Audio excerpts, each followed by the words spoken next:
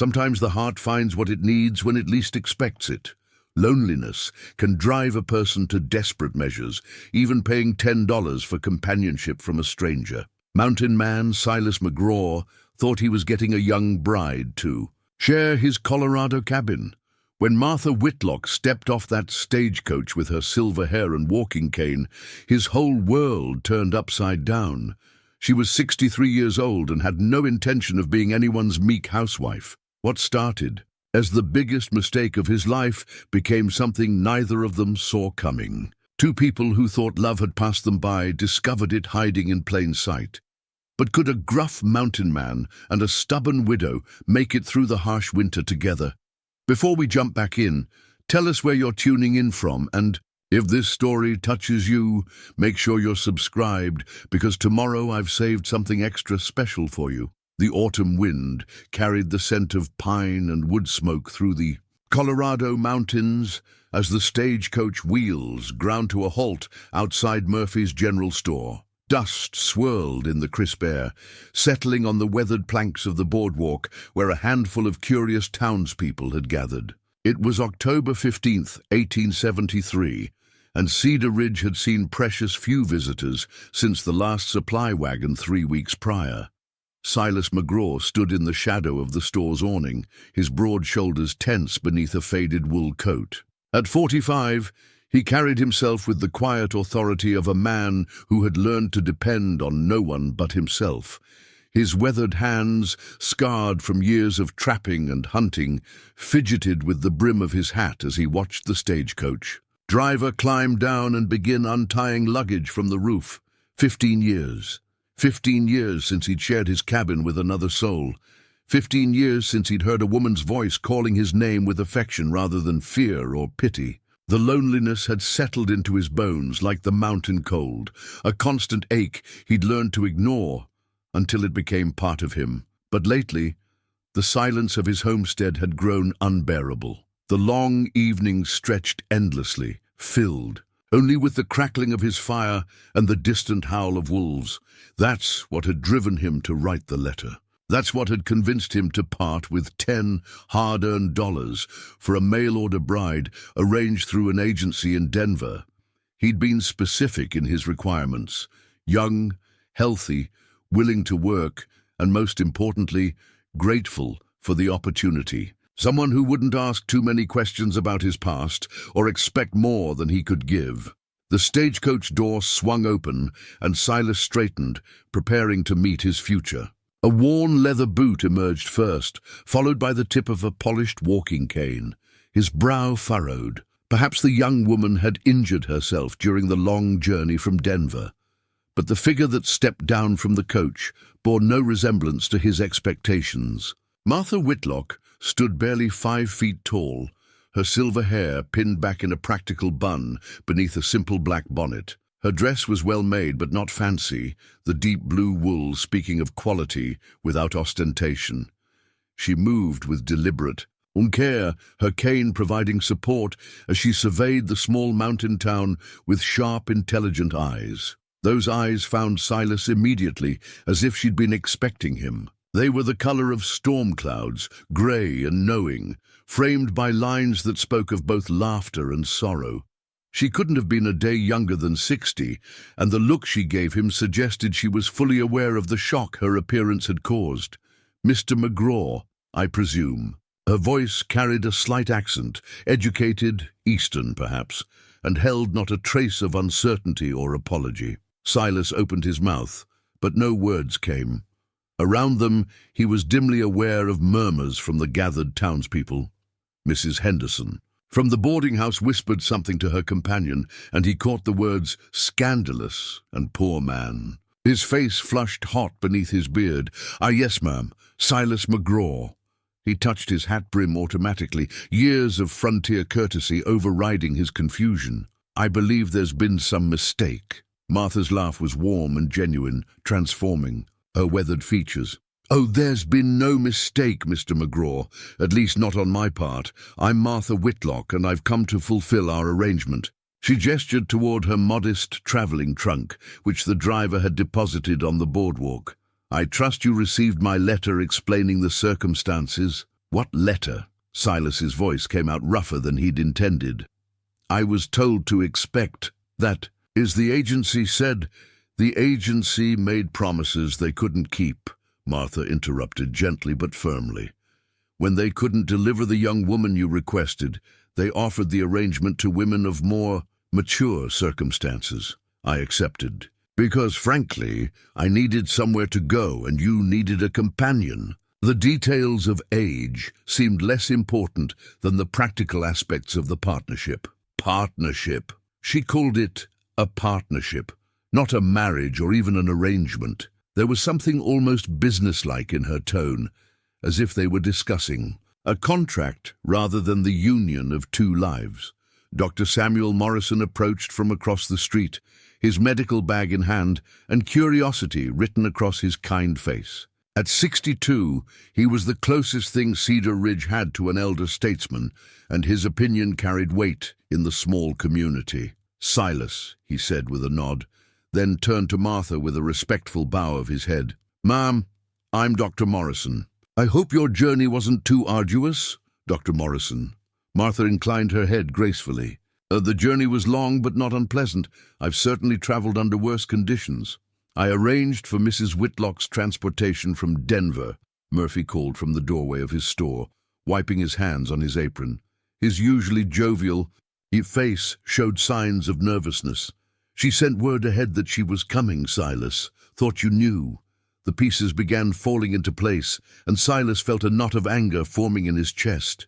He'd been deceived, made a fool of in front of the whole town. The $10 might as well have been thrown into the fire for all the good it had done him. I think we need to have a conversation, he said, his voice low and controlled. Privately. Martha studied his face for a long moment, taking in the set of his jaw and the tension in his shoulders.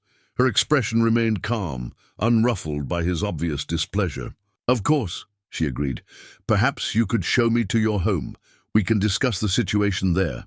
The crowd began to disperse as it became clear the entertainment was moving elsewhere. Mrs. Henderson lingered, clearly hoping to overhear more details, but Dr. Morrison gently took her arm and steered her toward the boarding house. Silas hefted Martha's trunk onto his shoulder, surprised by its weight. Whatever else she might be, the woman hadn't traveled light. His own horse, a steady bay gelding named Buck, waited patiently at the hitching post. Silas had brought his small wagon, expecting to transport a delicate young woman who might find the mountain trail challenging. Now he realized his guest would indeed find the trail challenging, but not for the reasons he'd anticipated. It's a fair ride to my place, he warned, helping Martha onto the wagon seat. Her movements were careful but not frail, and he noticed she positioned her cane within easy reach. About an hour through some rough country. I've managed rough country before, Mr. McGraw, Martha replied, settling her skirts and gripping the seat rail with practiced ease. I lived on a farm in Kansas for 30 years. Mountain trails hold no terrors for me. As they left the town behind, winding up the narrow path that led to Silas's homestead, an awkward silence settled between them. The only sounds were the creaking of the wagon wheels, the steady plod of Buck's hooves, and the whisper of wind through the golden aspen leaves. Martha broke the silence first. I suppose you're wondering how I came to be in your wagon instead of the young woman you expected. The thought had crossed my mind. Silas replied dryly. My husband died 6 months ago, she said matter-of-factly, though he caught a slight tremor in her voice. Consumption.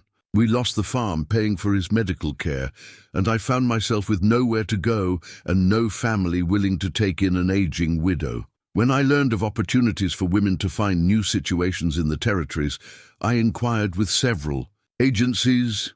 She paused, watching the mountains roll by with apparent calm. Most were quite specific about their age requirements, but this particular agency was more interested in character references and practical skills than in youth and beauty. They assured me that men in remote areas valued competence over appearance. And you believed them? Martha turned to look at him directly. I hoped they were right. Hope and desperation can look remarkably similar when you're facing an uncertain future. Despite his anger and disappointment, Silas found himself reluctantly impressed by her honesty. Most women in her situation would have resorted to tears or manipulation. Martha Whitlock seemed to prefer straightforward conversation, even when the topic reflected poorly on her own circumstances. They reached the clearing where his cabin stood, just as the sun began to sink behind the western peaks. The structure was solid and well built, constructed from local timber with a stone chimney that promised warmth against the mountain cold. A small barn and chicken coop completed the homestead, along with a vegetable garden that had been harvested for winter storage. Martha surveyed the property with an appraising eye, and Silas found himself seeing it through her perspective.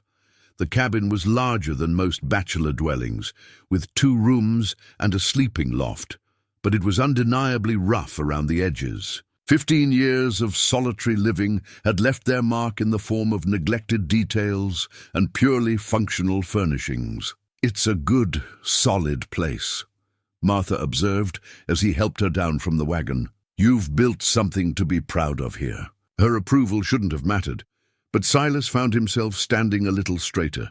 Few people had ever seen his home, and fewer still had offered compliments. The cabin represented years of hard work and careful planning, even if it lacked the feminine touches that made a house into a home.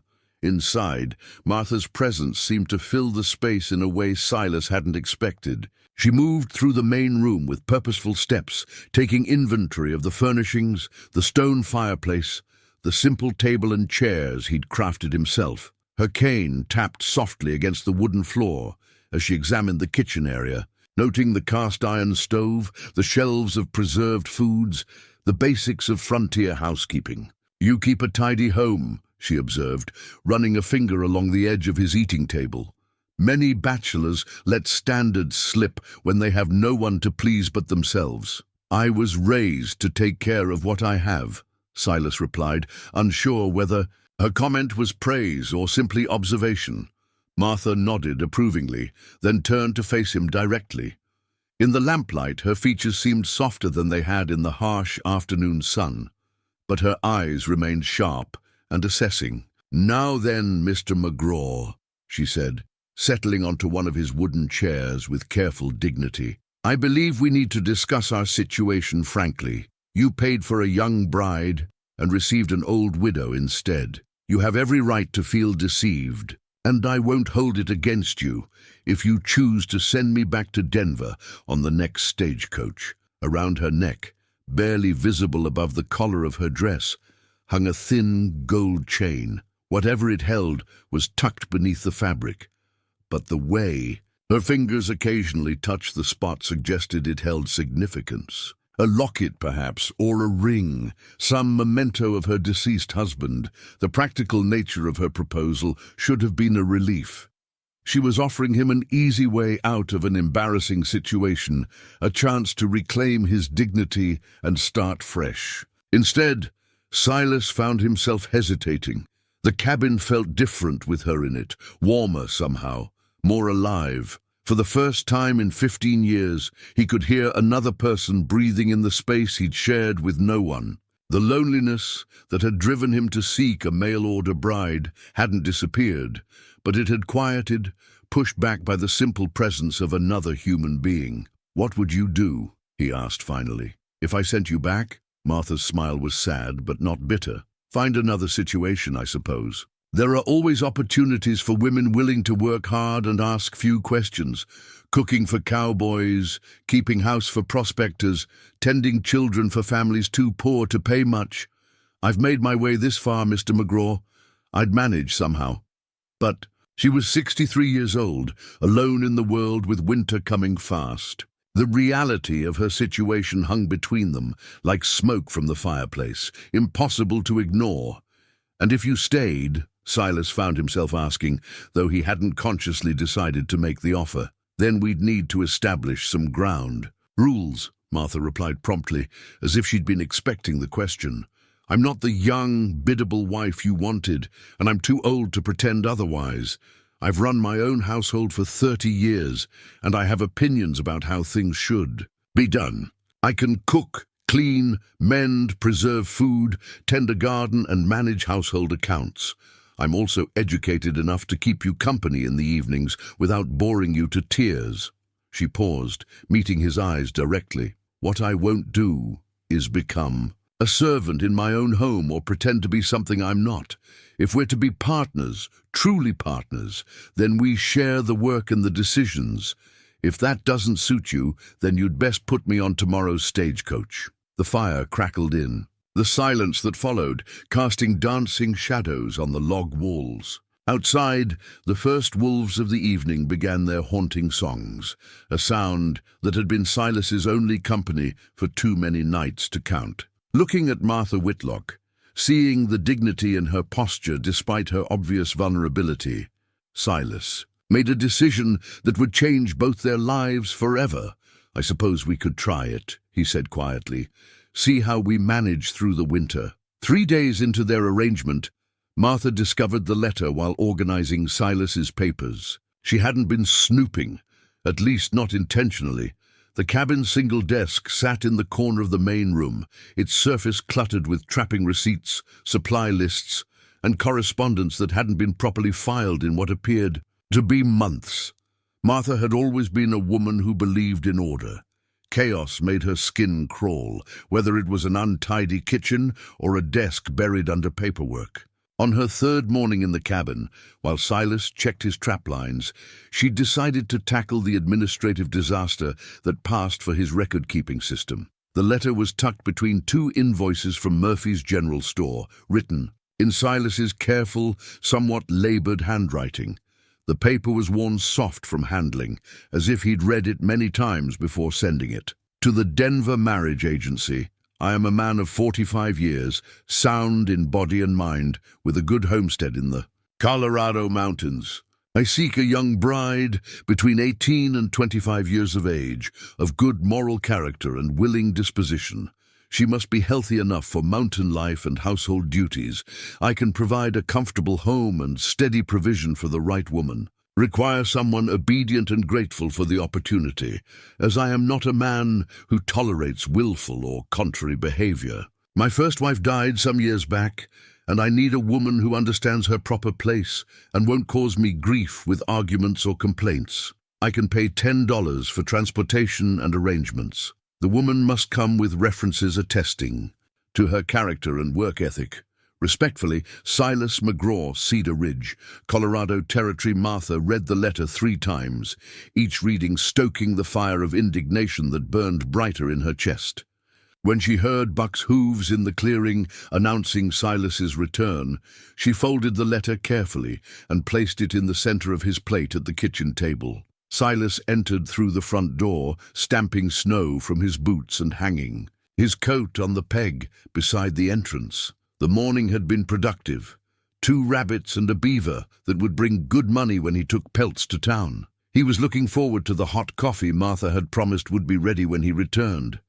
Instead, he found her standing beside the table, her arms crossed and her grey eyes flashing with an emotion he couldn't quite name. The letter lay before his usual chair like an accusation. "Find what you were looking for?" she asked, her voice deceptively mild. Silas glanced at the letter and felt his stomach drop. He'd forgotten it was there, forgotten he'd even kept it after. Sending a copy to Denver. Heat crept up his neck as he realized what she must have read. "You had no right to go through my papers," he said, falling back on indignation to mask his embarrassment. "I was organizing your desk," Martha replied coolly.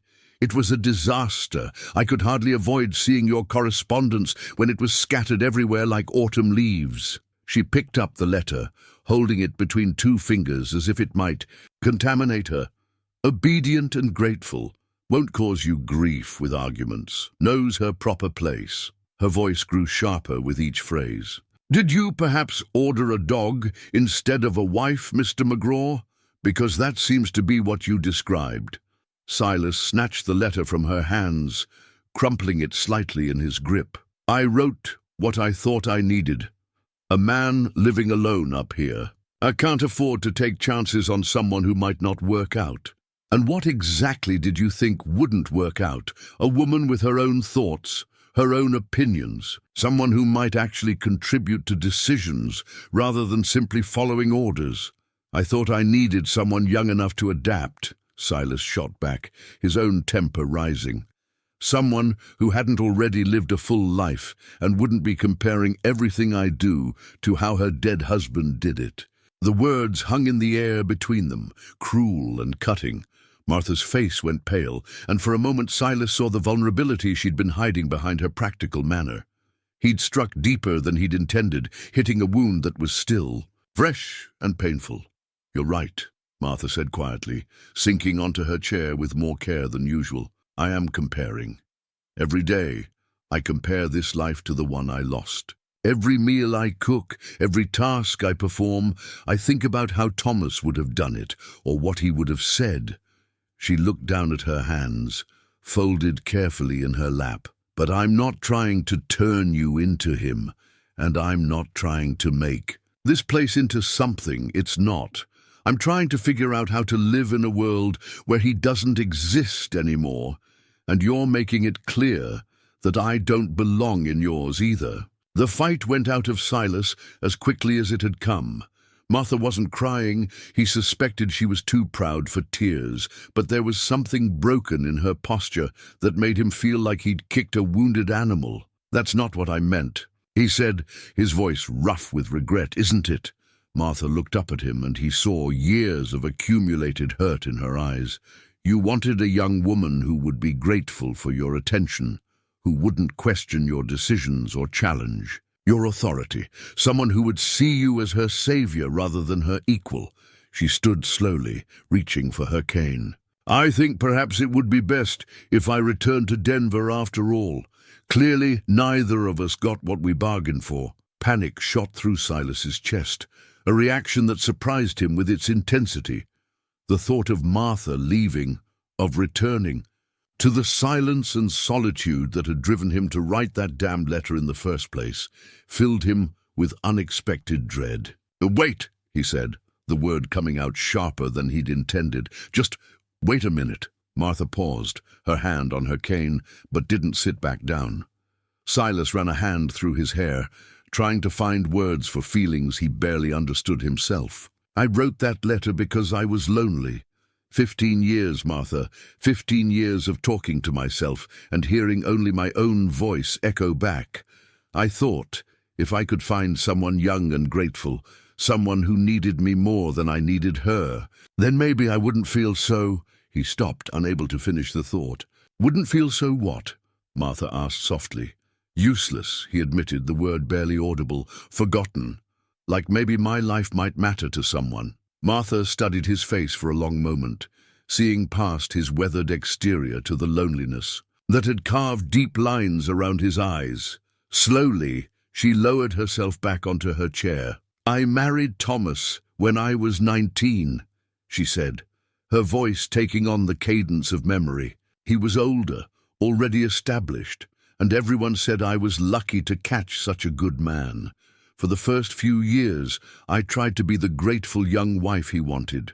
I bit my tongue when I disagreed with his decisions, smiled when he spoke over me and company, pretended I didn't have opinions about how our farm should be run." She touched the chain at her throat, and Silas caught a glimpse of gold beneath her collar.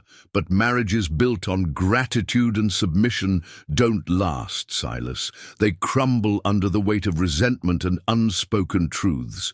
It wasn't until I started speaking my mind, until Thomas learned to value my thoughts instead of just my obedience, that we became true partners. That's when our marriage became something worth having." The fire crackled in the silence that followed, filling the space between them with warmth and light. Outside, snow began to fall in earnest, the first real storm of the season.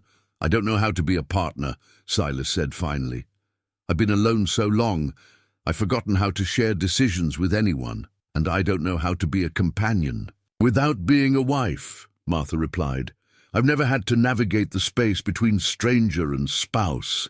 They looked at each other across the small table, two people who had found themselves in circumstances neither had planned for.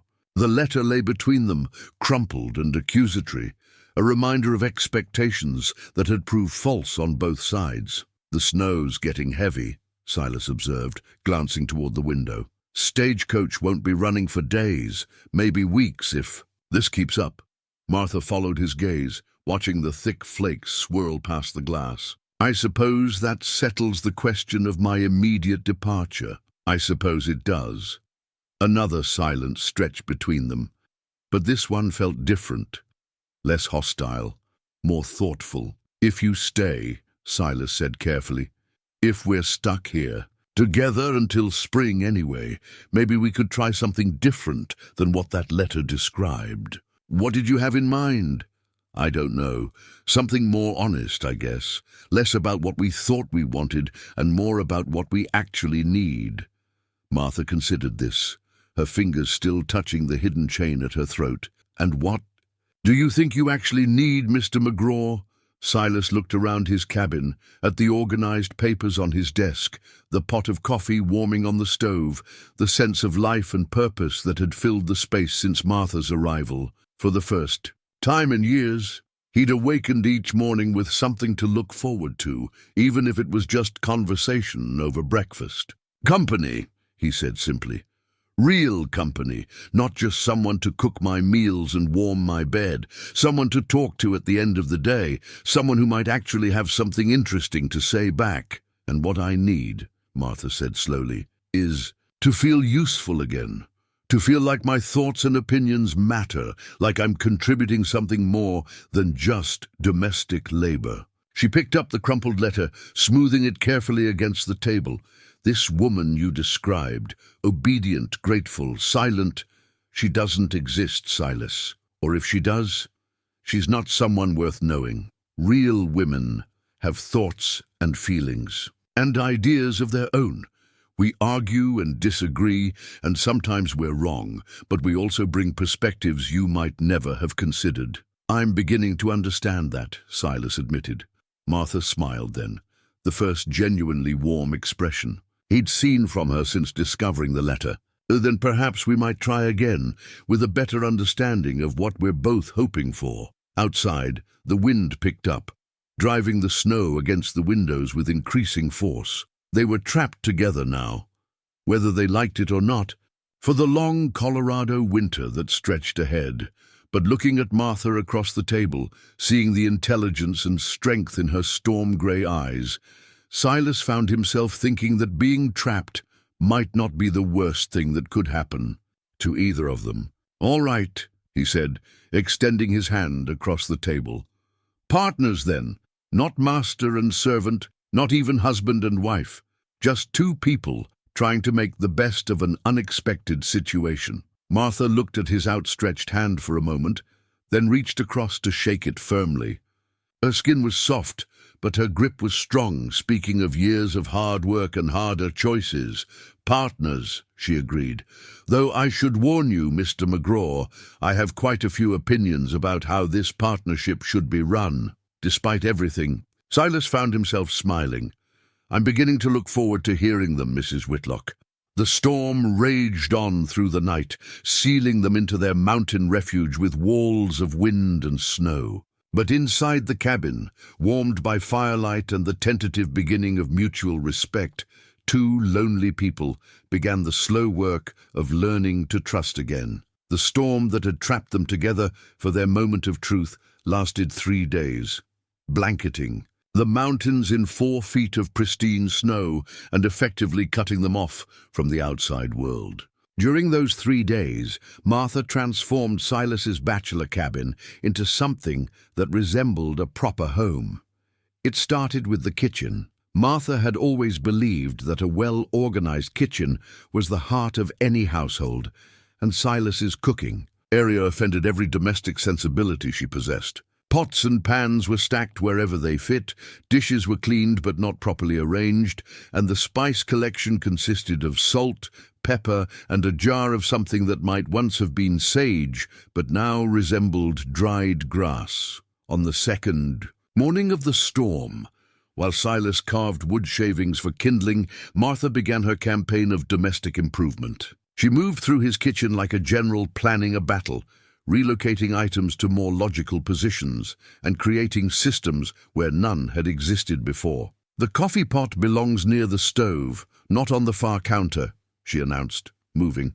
"The battered tin pot for the third time. And these plates should be stacked by size, not scattered wherever they happen to land." Silas looked up from his whittling, watching as she rearranged his entire world with brisk efficiency. "They were fine where they were." "They were not fine," Martha replied firmly.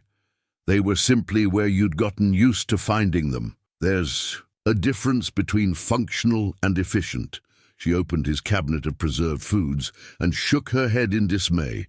"And this is simply chaos. Beans mixed with fruits, vegetables stored next to meat preserves. How do you find anything?" "I know where everything is," Silas protested, though he had to admit that locating specific items sometimes required more searching than seemed strictly necessary. Martha pulled out jars and tins, examining labels and checking seals with the practiced eye of a woman who had managed household stores for decades. "Half of these are improperly sealed. They'll spoil before spring if we don't use them soon. And this preserve," she held up a jar of what had once been peaches. "This should have been thrown out months ago." Silas felt his temper beginning to rise. The kitchen had served him perfectly well for 15 years, and he didn't appreciate having his competence questioned by someone who'd been in his home less than a week. "If you don't like how I keep house, you're welcome to keep to your own corner and leave my things alone," he said, his voice edged with irritation. Martha turned to face him, a jar of questionable preserves still in her hand. "My own corner? This is a one-room cabin, Mr. McGraw. We're sharing this space, whether you like it or not, and I refuse to live in disorder simply because you've grown comfortable with inefficiency. It's not inefficient, it's familiar, and it's my home." "It's our home now," Martha corrected, setting the jar down with more force than necessary. "Or it is, if we're truly going to be partners. Partners share responsibility for maintaining their living space." The word partners hung between them like a challenge. They'd shaken hands on the agreement just 2 days earlier, but neither had really considered what it would mean in practice. Now, faced with the reality of sharing space and decisions, the concept seemed more complicated than either had anticipated. Silas set down his whittling knife and stood, crossing to where Martha had organized his preserves into neat rows. She'd grouped them by type and arranged them by date, creating a system that was undeniably more logical than his previous method of put them wherever they fit. "I suppose this does make more sense," he admitted reluctantly. Martha's posture softened slightly. "I'm not trying to criticize, Silas. I'm trying to make this work for both of us. When 2 people share a kitchen, it needs to function for both of them. And when someone has lived alone for 15 years, having their entire system reorganized feels like an invasion." They stared at each other across the small space, both recognizing the truth in the other's position. This was their first real test as partners. Not the dramatic confrontation over his letter, but the mundane challenge of learning to compromise on daily routines. "What if," Martha said slowly, "we organize things together? You show me why you prefer certain arrangements, and I'll explain why I think others might work better. We'll find solutions that make sense to both of us." It was a reasonable proposal, but Silas found himself hesitating. Collaboration required vulnerability, a willingness to admit that his way might not always be the best way. It had been a long time since he'd had to consider anyone else's preferences. "All right," he said finally, "but some things stay where they are. I've got routines that work, and I don't want to have to relearn where everything is just for the sake of change." Martha smiled, the first genuinely pleased expression he'd seen from her since the kitchen reorganization had begun. "That's perfectly fair. Show me what's important to you, and we'll work around it." They spent the rest of the morning negotiating the geography of their shared space. Silas explained why he kept the coffee pot near the window, so he could watch the weather while his morning brew steeped. Martha demonstrated how rearranging the dishes would make them easier to reach for someone of her height. They compromised on the spice storage. with Martha organizing them logically, but Silas choosing the location. The process was awkward at first, full of pauses and half-finished sentences, as both struggled to articulate preferences they'd never had to explain to anyone. But gradually, something resembling collaboration emerged. "You're particular about your coffee ritual," Martha observed as Silas demonstrated his precise morning routine. "I suppose I am. It's how I start every day, has been for years. Gives me time to think and plan. Thomas was the same way about his morning pipe. Couldn't function properly until he'd had his tobacco and watched the sun come up." She paused, her fingers unconsciously touching the chain at her throat. "I learned not to try to talk to him before he'd completed his ritual."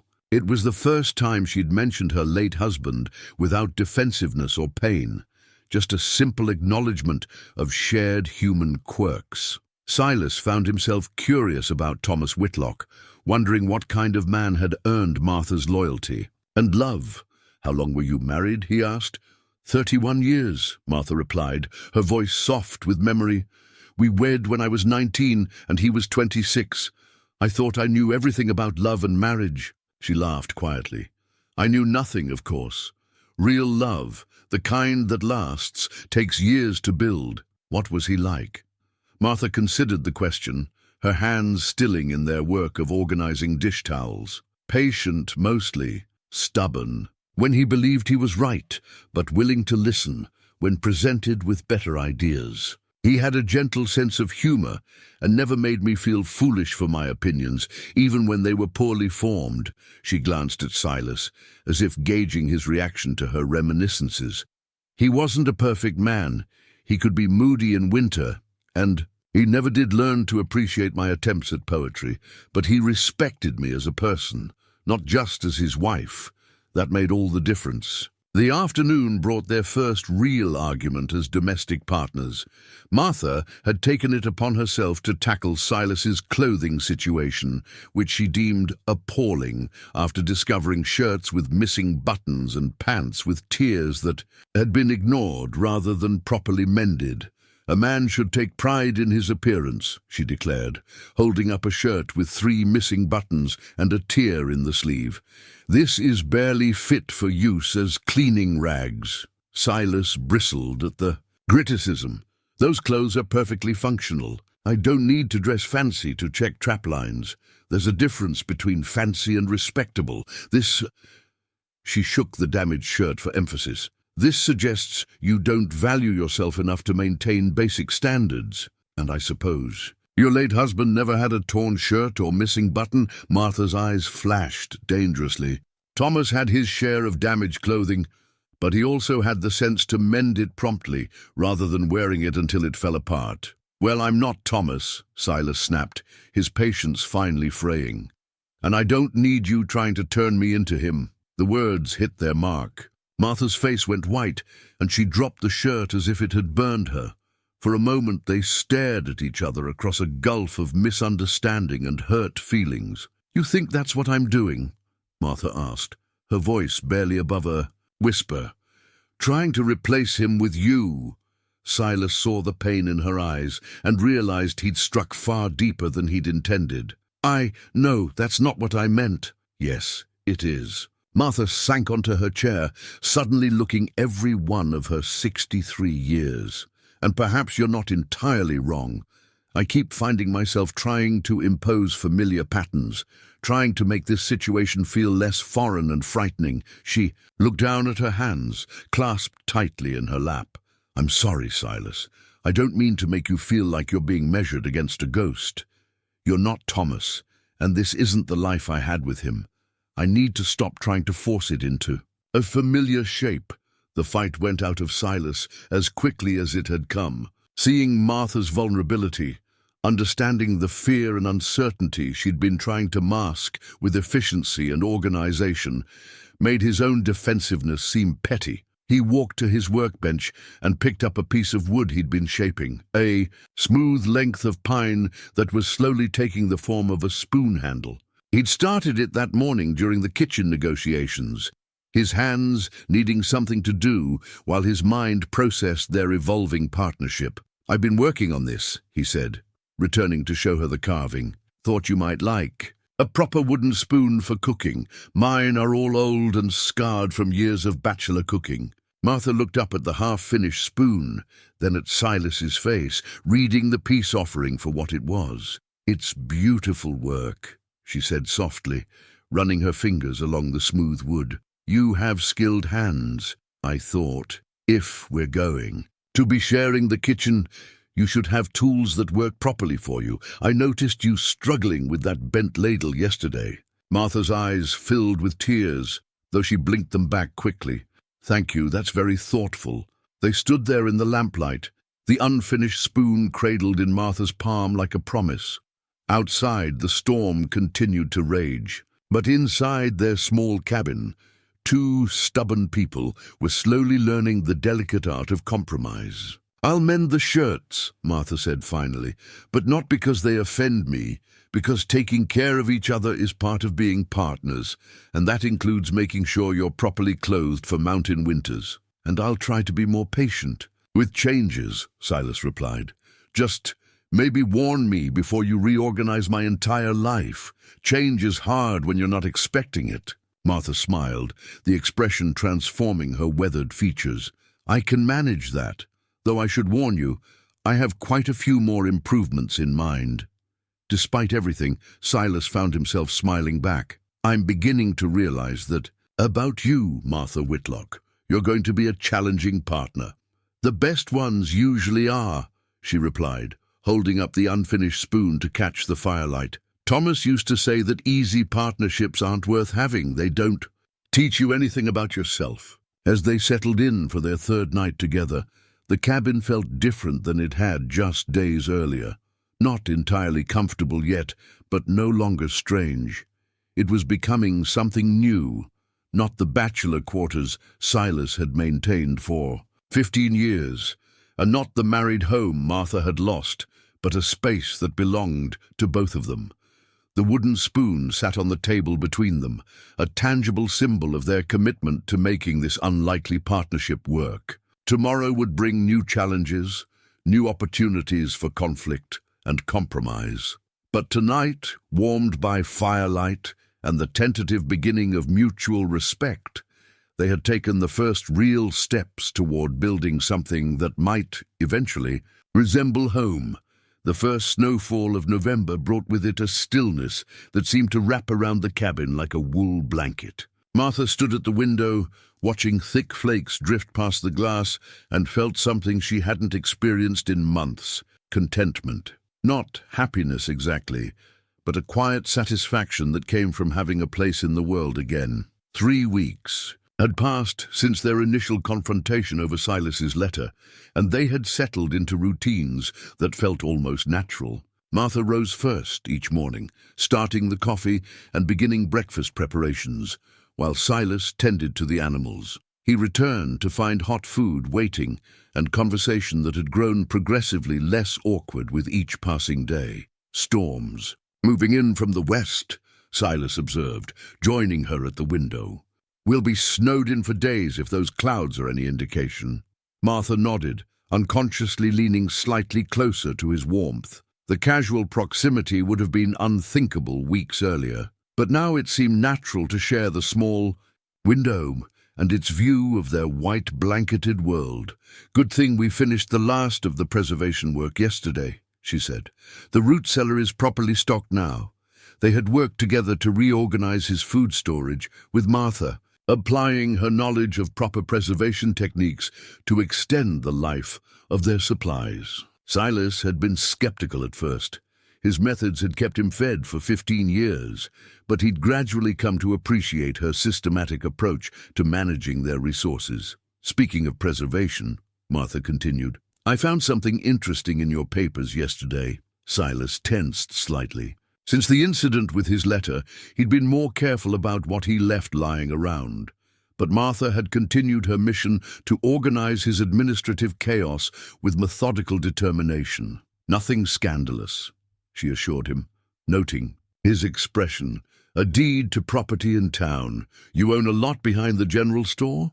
"My brother left it to me," Silas replied, his voice carefully neutral, "when he died 5 years ago." Martha waited for him to elaborate, but when he didn't, she let the silence stretch. She'd learned that Silas revealed information in his own time, and pushing for details usually resulted in him closing off entirely.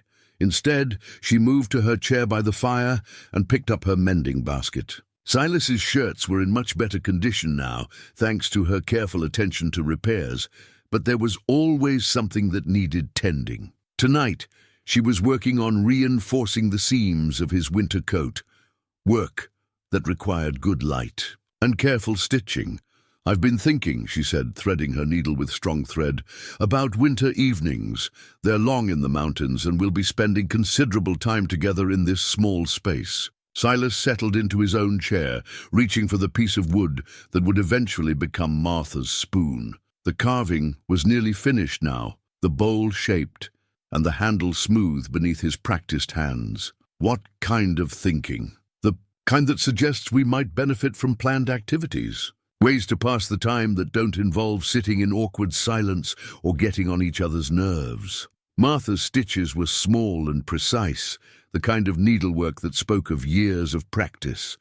Silas found himself watching her hands as she worked, noting the dexterity that belied her age and the way she held the fabric with unconscious grace. "What did you have in mind?" Martha glanced up from her sewing, and Silas caught a glimpse of something that might have been mischief in her grey eyes. "Well, I noticed you have a chess set tucked away in that trunk of yours, though judging by the dust, it hasn't been used in some time." Silas's hands stilled on his carving. The chess set had belonged to his first wife, Elizabeth. She'd been an accomplished player, taught by her father, who believed that intellectual pursuits were as important for women as they were for men. Silas had learned the game to please her, though he'd never matched her skill. "I haven't played in years," he said quietly. "Neither have I, but I was quite good once upon a time. Thomas and I used to play most evenings, especially in winter. It's a pleasant way to pass time, and it exercises the mind." There it was again, a casual reference to her late husband, spoken without the careful pain that had characterized her earlier mentions of him. Martha was healing, Silas realized, finding ways to honor Thomas's memory without being imprisoned by it. "I suppose we could try a game or two," he said, though the thought of touching Elizabeth's chess pieces stirred emotions he'd kept carefully buried. Martha set down her sewing and looked at him directly. "Only if you want to, Silas. I can find other ways to entertain myself if the game holds difficult memories for you." Her perception surprised him. Martha had developed an uncanny ability to read his moods, to sense the undercurrents of emotion he tried to keep hidden. It was both comforting and unsettling to be so thoroughly understood by someone who'd been a stranger just weeks earlier. "She loved that chess set," he admitted. "Elizabeth, my first wife. She was better than me by far, used to win 3 games out of 4. I haven't touched the pieces since she died." Martha's expression softened with understanding. 15 years is a long time to keep something locked away unused. Perhaps it's time to let those pieces serve their purpose again. Perhaps it is. That evening, after supper was cleared and the fire banked for the night, Silas retrieved the chess set from its resting place in the old trunk. The wooden box was crafted from cherry wood, its surface polished smooth by years of handling. Inside, the pieces lay in their fitted compartments, each one carved from light and dark wood by a craftsman who had taken pride in his work. Martha examined the set with appropriate admiration. "These are beautiful pieces. Hand-carved?" Elizabeth's father had them made for her 16th birthday. She said chess was a game of strategy and patience, qualities every person should develop. She sounds like a wise woman. Silas arranged the pieces on the board, muscle memory guiding his hands through the familiar ritual. She was. Probably too wise for a rough mountain man like me, but she married me anyway. They played their first game slowly, both reacquainting themselves with strategies that had grown rusty with disuse. Martha proved to be a thoughtful player, taking time to consider each move and its potential consequences. Silas found himself enjoying the mental challenge, the need to think several Moves ahead. You're better than you claimed, Martha observed after capturing his bishop with a well-planned attack. You're not so rusty yourself, Silas replied, studying the board and realizing he was already in a precarious position. They played in comfortable. Silence. The only sounds the soft click of wooden pieces on the board and the whisper of wind around the cabin's eaves. Outside, the storm intensified, but inside their small refuge, time seemed to slow and expand. Martha won the first game with an elegant combination that left Silas's king trapped with no escape. She didn't gloat over her victory, simply reset the pieces with quiet satisfaction. Another, she asked. Definitely. The second game lasted longer, with both players more warmed up and thinking more clearly. Silas managed to mount a better defense, but Martha's superior strategy eventually prevailed. As she moved her queen into position for checkmate, Silas found himself laughing. "What's amusing?" Martha asked, though she was smiling as well. "Elizabeth would have liked you," Silas said, surprising them both with the admission. "She always said that playing chess with someone who couldn't give you a proper challenge was worse than not playing at all." Martha's smile grew warmer. "I think I would have liked her too. Any woman who could appreciate both chess and mountain life must have been remarkable." They packed up the pieces carefully, returning each to its proper place in the wooden box. The ritual felt important somehow, a bridge between past and present that honored both Elizabeth's memory and Martha's place in Silas's current life. "Thank you," Silas said as Martha closed the box's lid. "For what? For helping me remember that. Some memories are meant to be shared, not buried." Martha reached across the small table and briefly covered his hand with hers. Her skin was soft, but her grip was firm, conveying comfort and understanding without words. "I've been thinking about that myself," she said softly, "about the difference between honoring the past and being trapped by it." She stood and moved to the window, gazing out at the snow that continued to fall in the lamplight's glow. Around her neck, the chain that held her hidden treasure caught the light briefly. "I've been carrying Thomas's wedding ring since he died," she said, her voice barely audible above the wind. "Wearing it on a chain because I couldn't bear to take it off entirely, but couldn't keep wearing it on my finger either." Silas joined her at the window, understanding that this was Martha's equivalent of bringing out the chess set, a sharing of something precious and painful. "It's been like carrying his ghost with me everywhere," she continued. "A constant reminder of what I'd lost rather than what we'd shared." She turned to face him, her hand moving to the chain at her throat. With careful deliberation, she lifted it over her head and let Thomas's ring rest in her palm. It was a simple gold band, worn thin by years of wear, but it seemed to glow in the firelight. "I think it's time to let him rest," Martha said quietly. "To honor what we had without letting it prevent me from having something new." She moved to the mantelpiece and placed the ring there, next to the wooden spoon Silas had been carving for her. The two objects, one representing her past, the other symbolizing their tentative future, seemed to belong together in the flickering firelight. "It's beautiful," Silas said, though he wasn't entirely sure whether he meant the ring, the gesture, or the courage it had taken Martha to make it. "It was," Martha agreed, her voice steady now. "And what we're building here could be beautiful too, in its own way, different, but no less meaningful." The storm raged through the night, but for the first time since Martha's arrival, both of them slept peacefully. The cabin had become something more than shelter.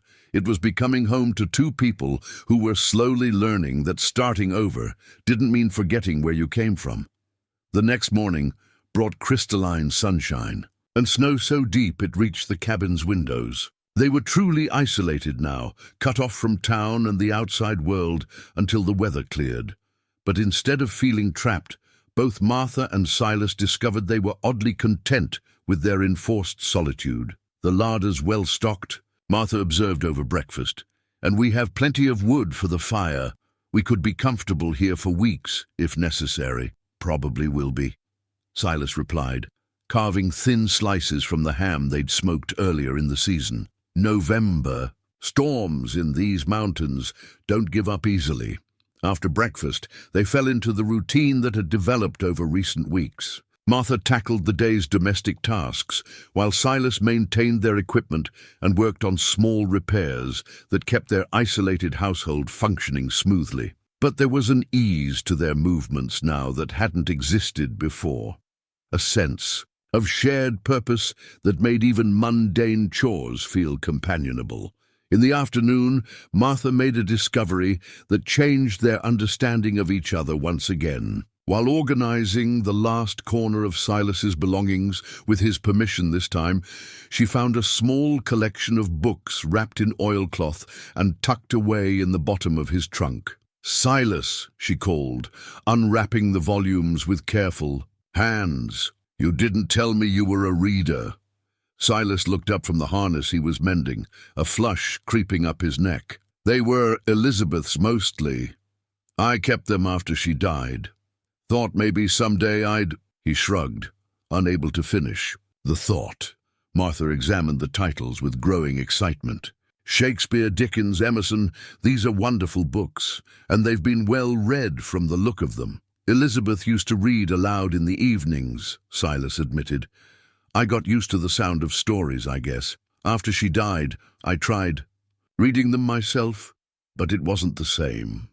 A sudden idea struck Martha, and her face lit up with the kind of enthusiasm Silas had rarely seen from her. "What if we read together?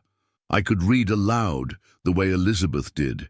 It would give us something to do during these long winter evenings." Silas considered the proposal, touched by Martha's sensitivity in suggesting she continue something Elizabeth had begun rather than replace it entirely. "You wouldn't mind reading someone else's books? Following in her footsteps that way?" "Silas," Martha said gently, settling into her chair with one of the volumes in her lap, "love isn't diminished by being shared. If Elizabeth enjoyed these stories, if they brought you both happiness, then they're meant to be read and enjoyed again. Books aren't museum pieces. They're living things that need to be experienced to fulfill their purpose." That evening, Martha began reading A Christmas Carol aloud, her clear voice bringing Dickens's London to life in their mountain cabin.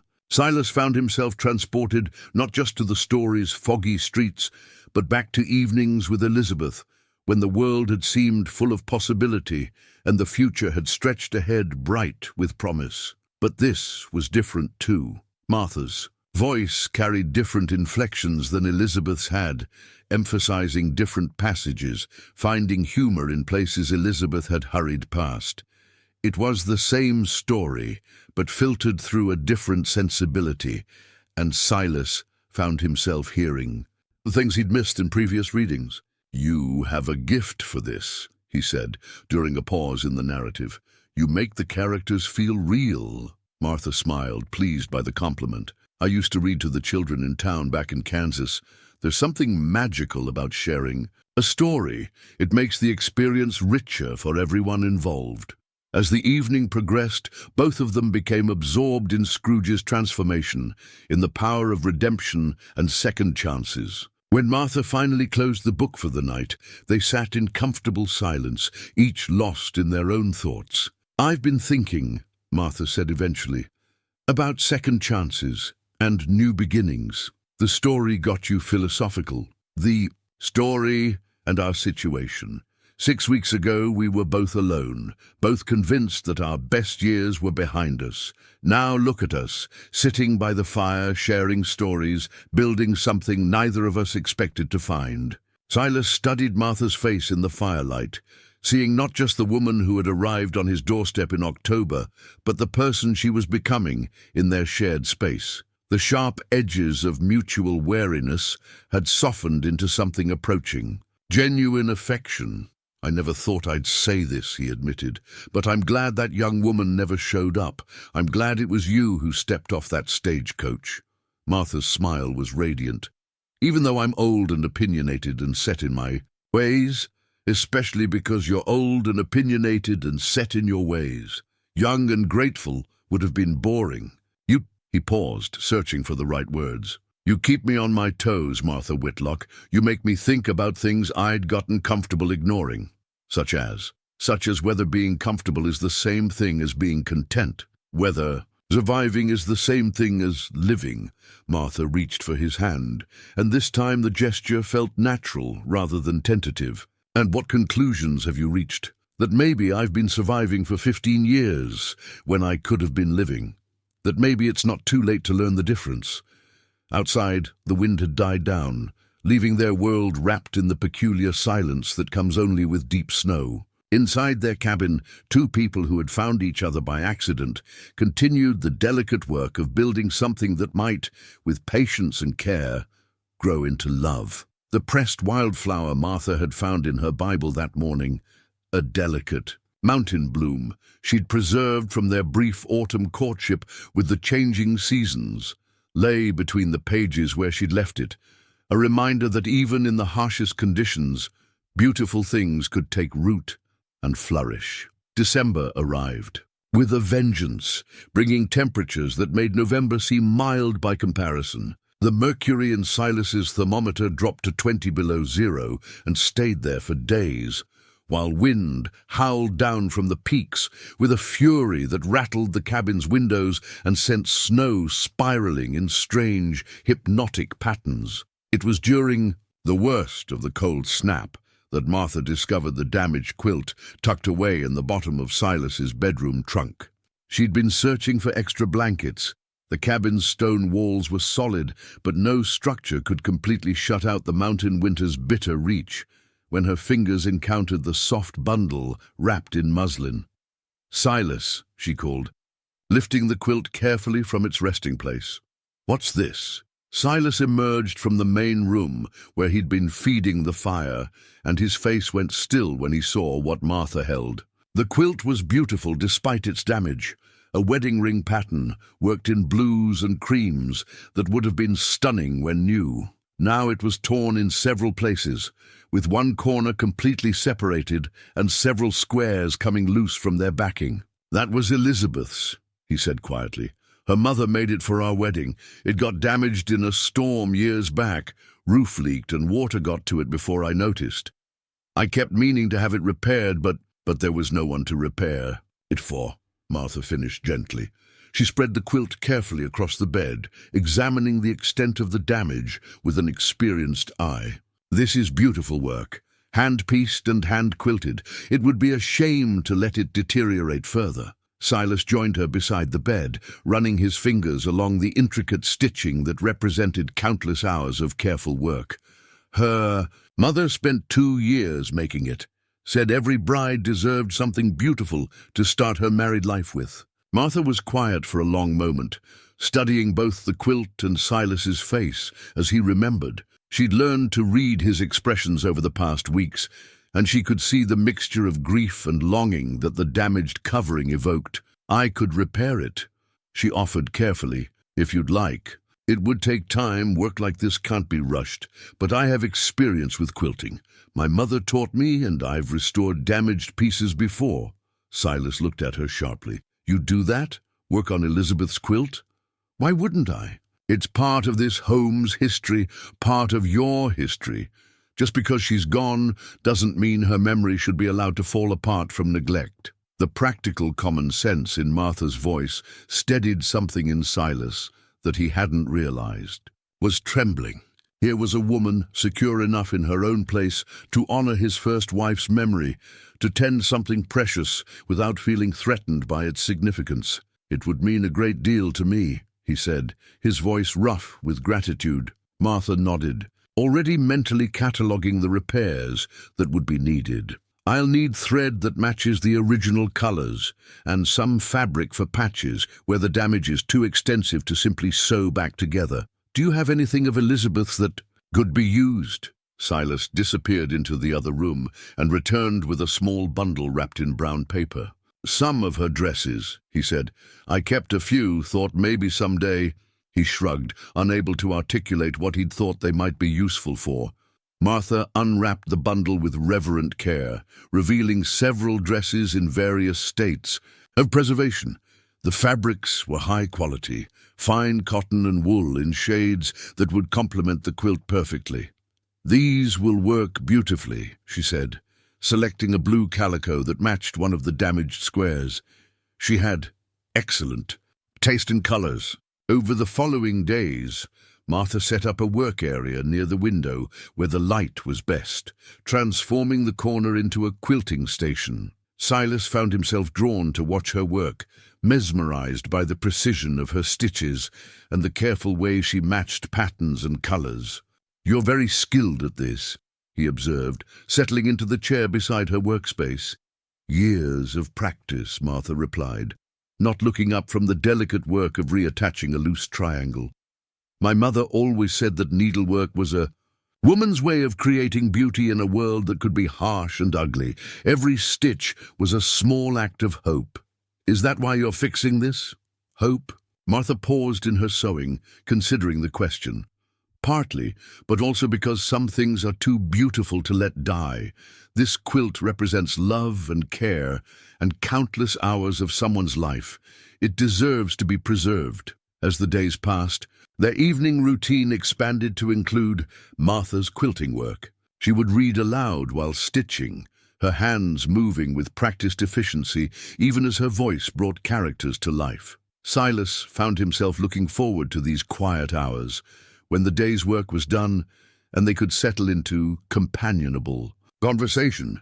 "Tell me about your life with Thomas," Silas said one evening, surprising them both with the request. "What was your farm like?" Martha's hands stilled for a moment, then resumed their steady rhythm. "It was a good life," she said thoughtfully. "Not easy, farming never is, but satisfying. We raised wheat and corn, kept a few cows and chickens. Thomas was a careful farmer, always thinking ahead to next season, next year." She paused to rethread her needle, choosing her words carefully. "We tried for children for years. Lost 3 babies early on, then finally accepted that we weren't meant to be parents in the traditional sense. It was a grief that shaped us both, but it also drove us closer together.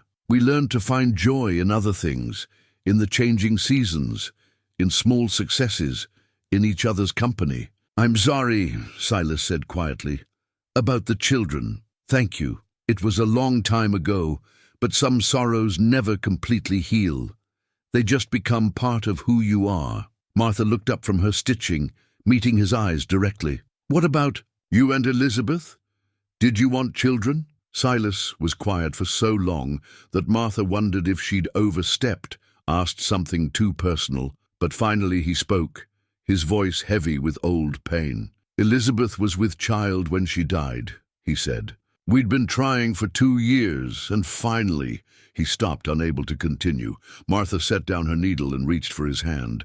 "Oh, Silas, I'm so sorry. I had no idea." "The fever took them both," he continued, as if he needed to finish the story now that he'd begun it. "There was nothing anyone could do.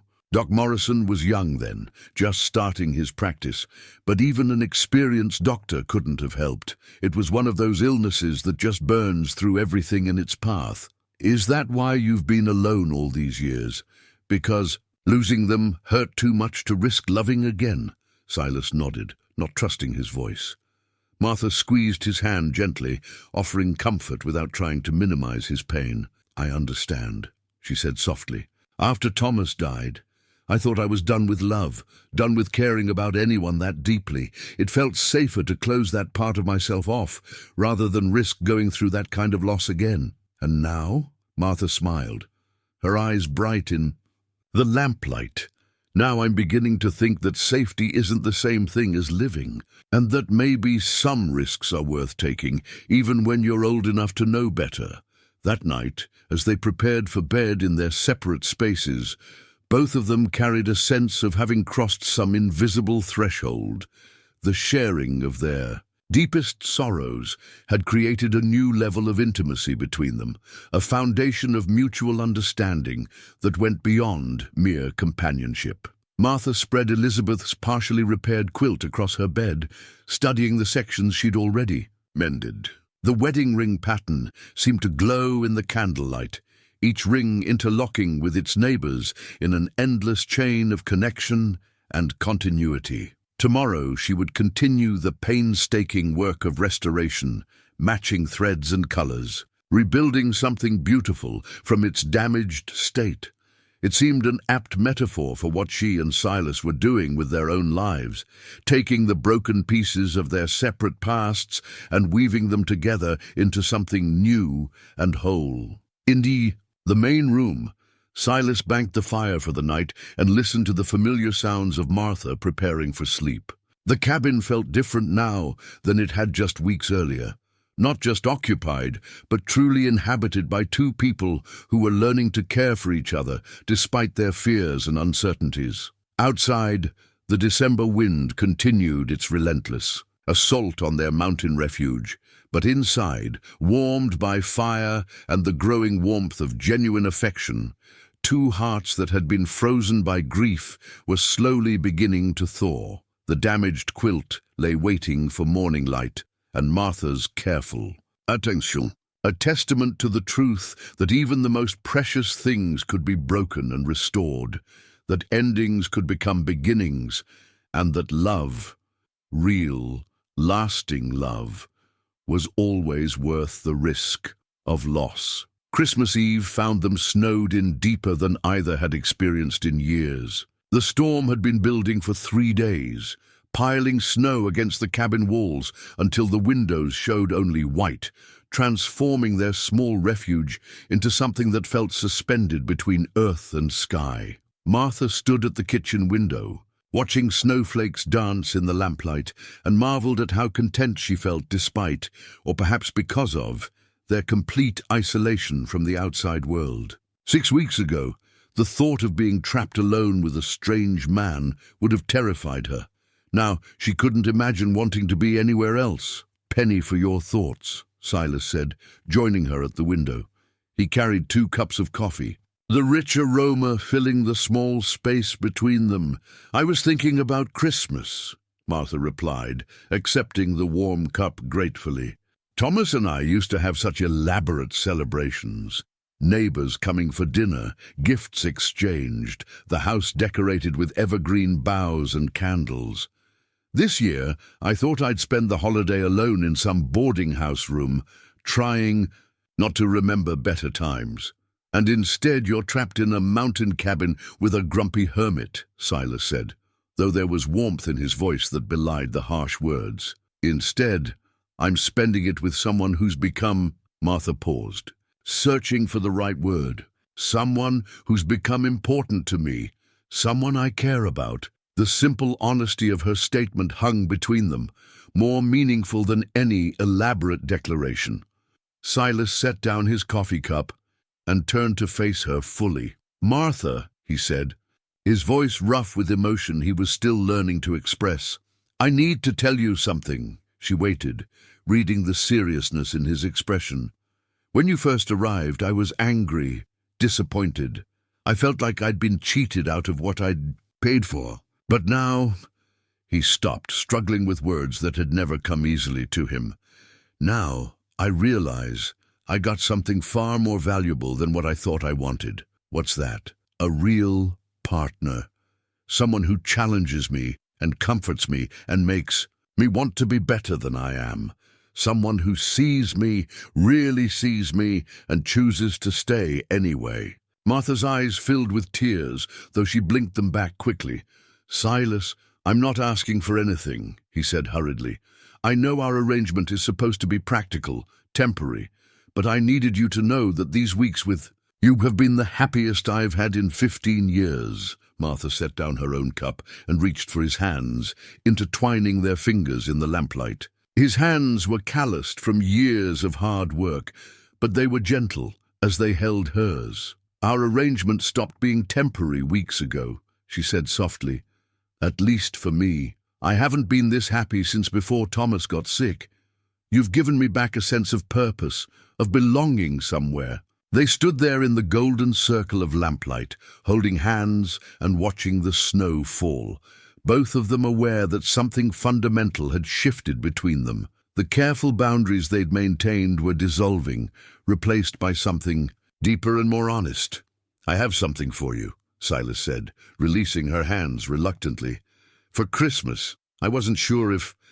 Well, I made it anyway. He disappeared into the back room and returned with a wooden box, polished to a warm glow and fitted with brass hinges. The craftsmanship was exquisite, every joint perfect, every surface smooth as silk. Silas, Martha breathed, running her fingers over the beautiful work. This is magnificent. You made this? For your sewing supplies? I noticed you were keeping everything in that old basket, and I thought... He shrugged, suddenly shy about his gift. I thought you deserved something better. Martha opened the box to reveal a series of fitted compartments, each designed to hold specific items: spools of thread, packets of needles, small scissors, thimbles. It was a sewing box, designed by someone who had watched her work carefully, enough to understand exactly what she needed. This is the most thoughtful gift anyone has ever given me, she said, her voice thick with emotion. You've paid attention to everything I do, haven't you? You've watched and noticed and cared enough to create something perfect for my needs. You matter to me, Martha. Your comfort, your happiness, it all matters to me. Martha closed the box carefully and set it aside, then reached for something she'd hidden beneath her quilting supplies. I have something for you too, though it seems modest compared to your beautiful work. She handed him a small package, wrapped in brown paper, and tied with a ribbon she'd saved from her traveling supplies. Inside, Silas found a pair of reading spectacles with thin wire frames and carefully ground lenses. I noticed you squinting when you tried to read, Martha explained, and holding books farther and farther away. I ordered these from an optical catalogue I found in your papers. Dr. Morrison helped me determine the correct strength by testing your vision when you weren't paying attention. Silas slipped the spectacles on, and his face lit up with wonder. I can see clearly again. The print isn't blurred anymore. He looked at her with amazement. How did you know? Because I've been watching you too, caring about your comfort, your needs. Partners notice these things about each other. That evening, they sat by the fire with Elizabeth's quilt spread between them. Martha worked on the final repairs while Silas carved, his new spectacles allowing him to work with finer detail than he'd managed in years. The chess set they'd been working on was nearly complete, 32 pieces representing hours of patient craftsmanship during their long winter evenings. Tell me about your favorite Christmas, Martha said, carefully stitching a loose binding back into place. Silas considered the question while shaping a bishop's mitre. The last one with Elizabeth. We didn't know... He paused, his hands stilling. We didn't know she was already carrying the baby, didn't know it would be our last Christmas together. But it was perfect in its simplicity. Just the two of us, snow falling outside, a goose roasting in the oven. We spent the whole day talking and laughing and making plans for the future. It sounds wonderful. What about you? Martha smiled, her needle catching the firelight as she worked. The Christmas Thomas gave me my first real sewing machine. We'd been married 10 years, and I'd been doing all my needlework by hand. He'd saved for months to buy it, kept it hidden in the barn until Christmas morning. I cried when I saw it, not because it was expensive, though it was, but because it meant he'd been watching me struggle with hand sewing and had found a way to make my work easier and more enjoyable. Like the reading spectacles, Silas observed. Exactly like that. Real love shows itself in attention to small needs, small comforts. Grand gestures are lovely, but it's the daily considerations that truly matter. As midnight approached, Martha completed the final stitches on Elizabeth's quilt. She shook it out carefully, examining her work in the firelight. The damage was completely repaired, the wedding ring pattern restored to its original beauty. It's finished, she announced, holding up the completed quilt. Silas set aside his carving and joined her, running his hands over the restored fabric with reverent care. It's beautiful, Martha. Better than it was when it was new. You can't even tell it was ever damaged. Some things are like that, Martha said thoughtfully. They come through their trials stronger and more beautiful than before. The repairs become part of their character. part of their story. They folded the quilt together, their hands touching as they smoothed each fold. When it was complete, Silas carried it to the trunk where it had rested for so many years. "No," Martha said, stopping him. "Don't put it away again. Beautiful things are meant to be used, not hidden. Put it on your bed, our bed, and let it serve its purpose." The phrase, "our bed," hung in the air between them, fraught with implications neither had dared voice before. They looked at each other. In the firelight, both aware that they had crossed another threshold, moved into territory that would require new agreements and understandings. "Martha," Silas said carefully, "are you saying—" "I'm saying that I'm tired of sleeping alone," she replied with characteristic directness. "I'm tired of pretending that what's growing between us is just companionship or convenience. I'm 63 years old, Silas McGraw, and I'm in love with you. If that scandalizes your sense of propriety, so be it, but I won't pretend otherwise." Silas felt his heart race at her words, hope and fear warring in his chest. "I'm in love with you too," he said, the words feeling strange and wonderful on his tongue. "I have been for weeks, maybe since that first morning when you organized my kitchen and made it feel like home." Martha stepped closer, close enough that he could see the silver threads in her grey eyes, close enough to smell the lavender soap. She used to wash her hair. "Then what are we waiting for?" she asked. "We're not children who need to observe elaborate courtship rituals.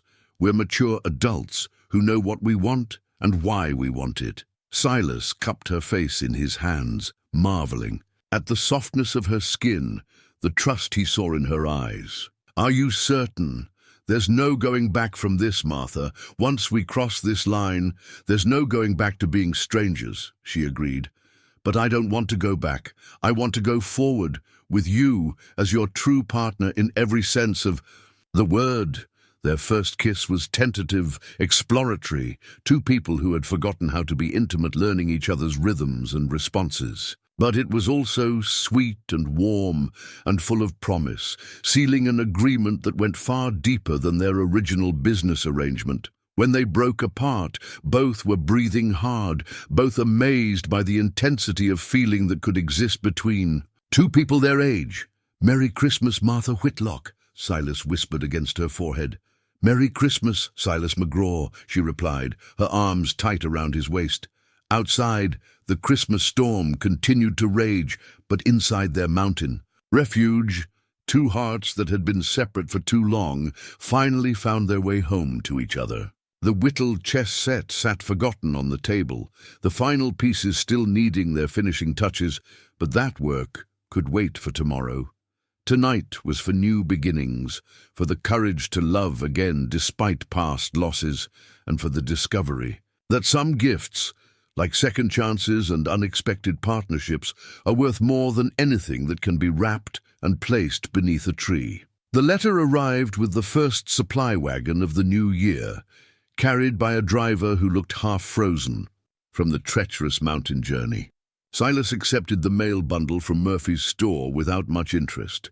Correspondence was rare in their isolated community, and most of it consisted of business matters that could wait. But Martha recognized the elegant handwriting on one envelope immediately, and the sight of it made her stomach clench with anxiety she couldn't quite explain. "That one's mine," she said quietly, indicating the letter that bore her name in flowing script.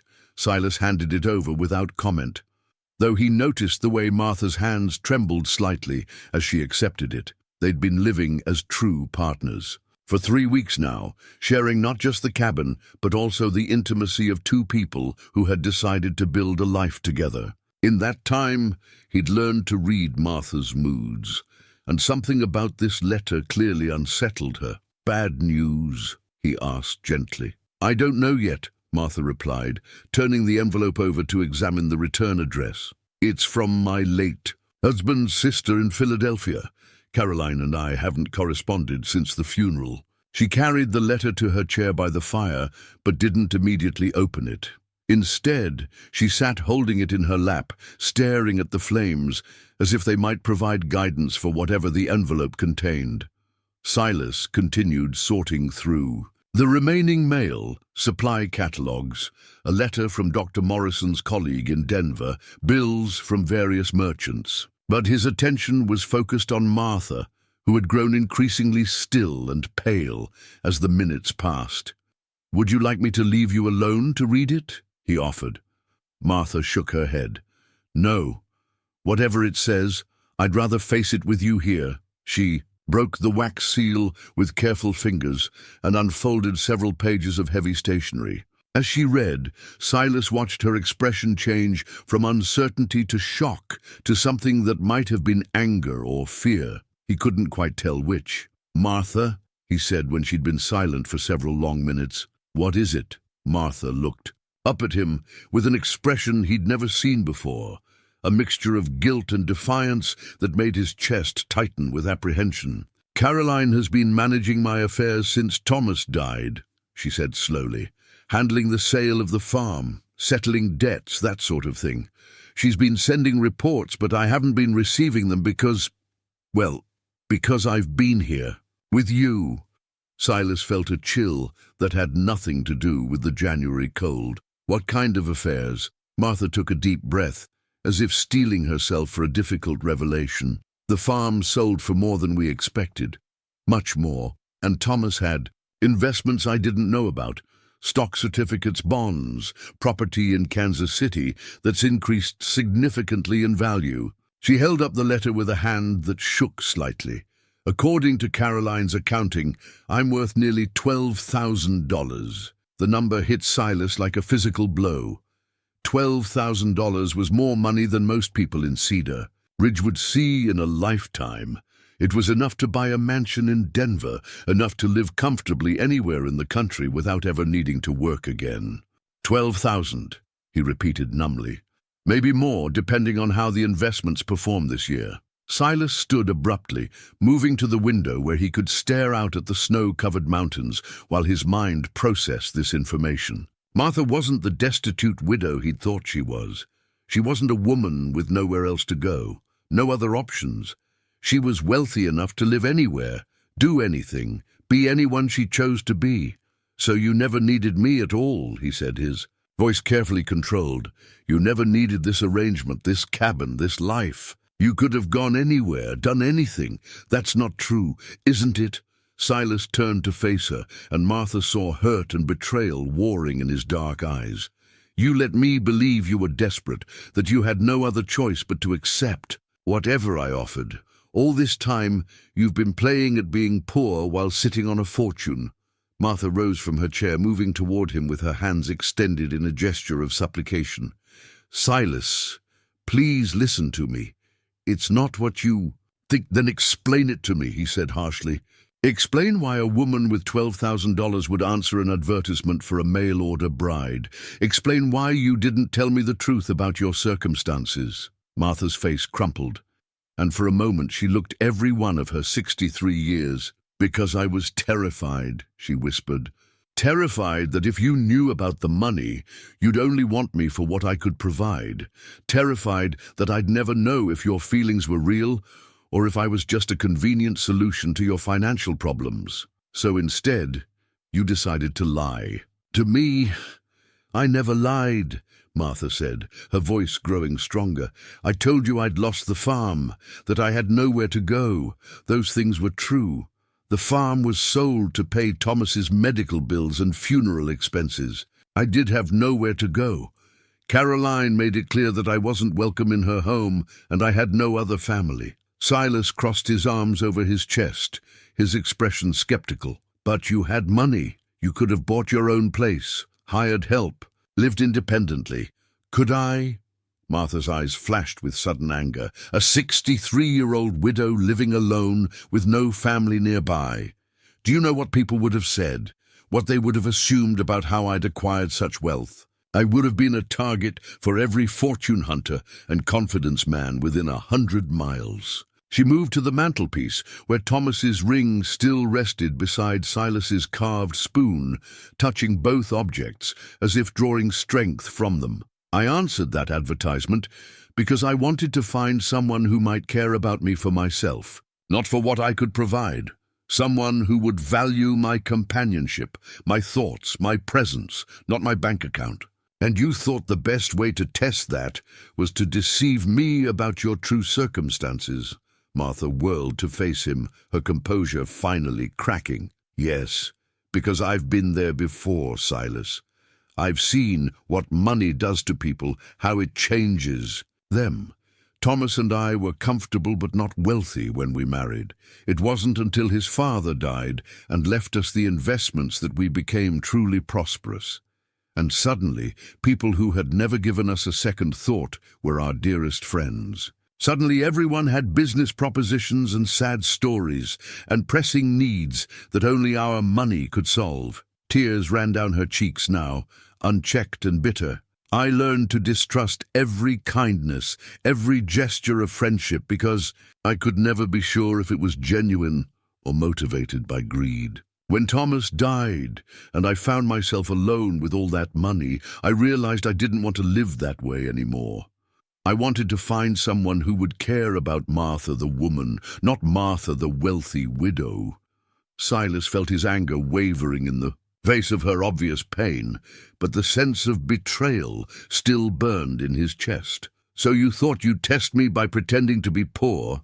I thought I'd give us both a chance to build something real, Martha replied, wiping her eyes with the back of her hand. Something based on mutual respect and genuine affection, not financial considerations. And what about now? Silas asked, his voice hollow. Now that the truth is out, what happens to us? Martha looked at him with an expression of desperate hope mixed with fear. That depends on you. Can you forgive me for not telling you everything from the beginning? Can you understand why I needed to know that your feelings were real? Silas walked to the window again, staring out at the mountains that had been his refuge for so many years. The snow was falling again, thick flakes that would soon erase the wagon tracks and cut them off from the outside world once more. But now their isolation felt different, not cozy and companionable, but charged with tension and uncertainty. I don't know, he said finally. I need time to think. The next few days passed in strained silence. They maintained the basic courtesies, necessary for survival in their small space.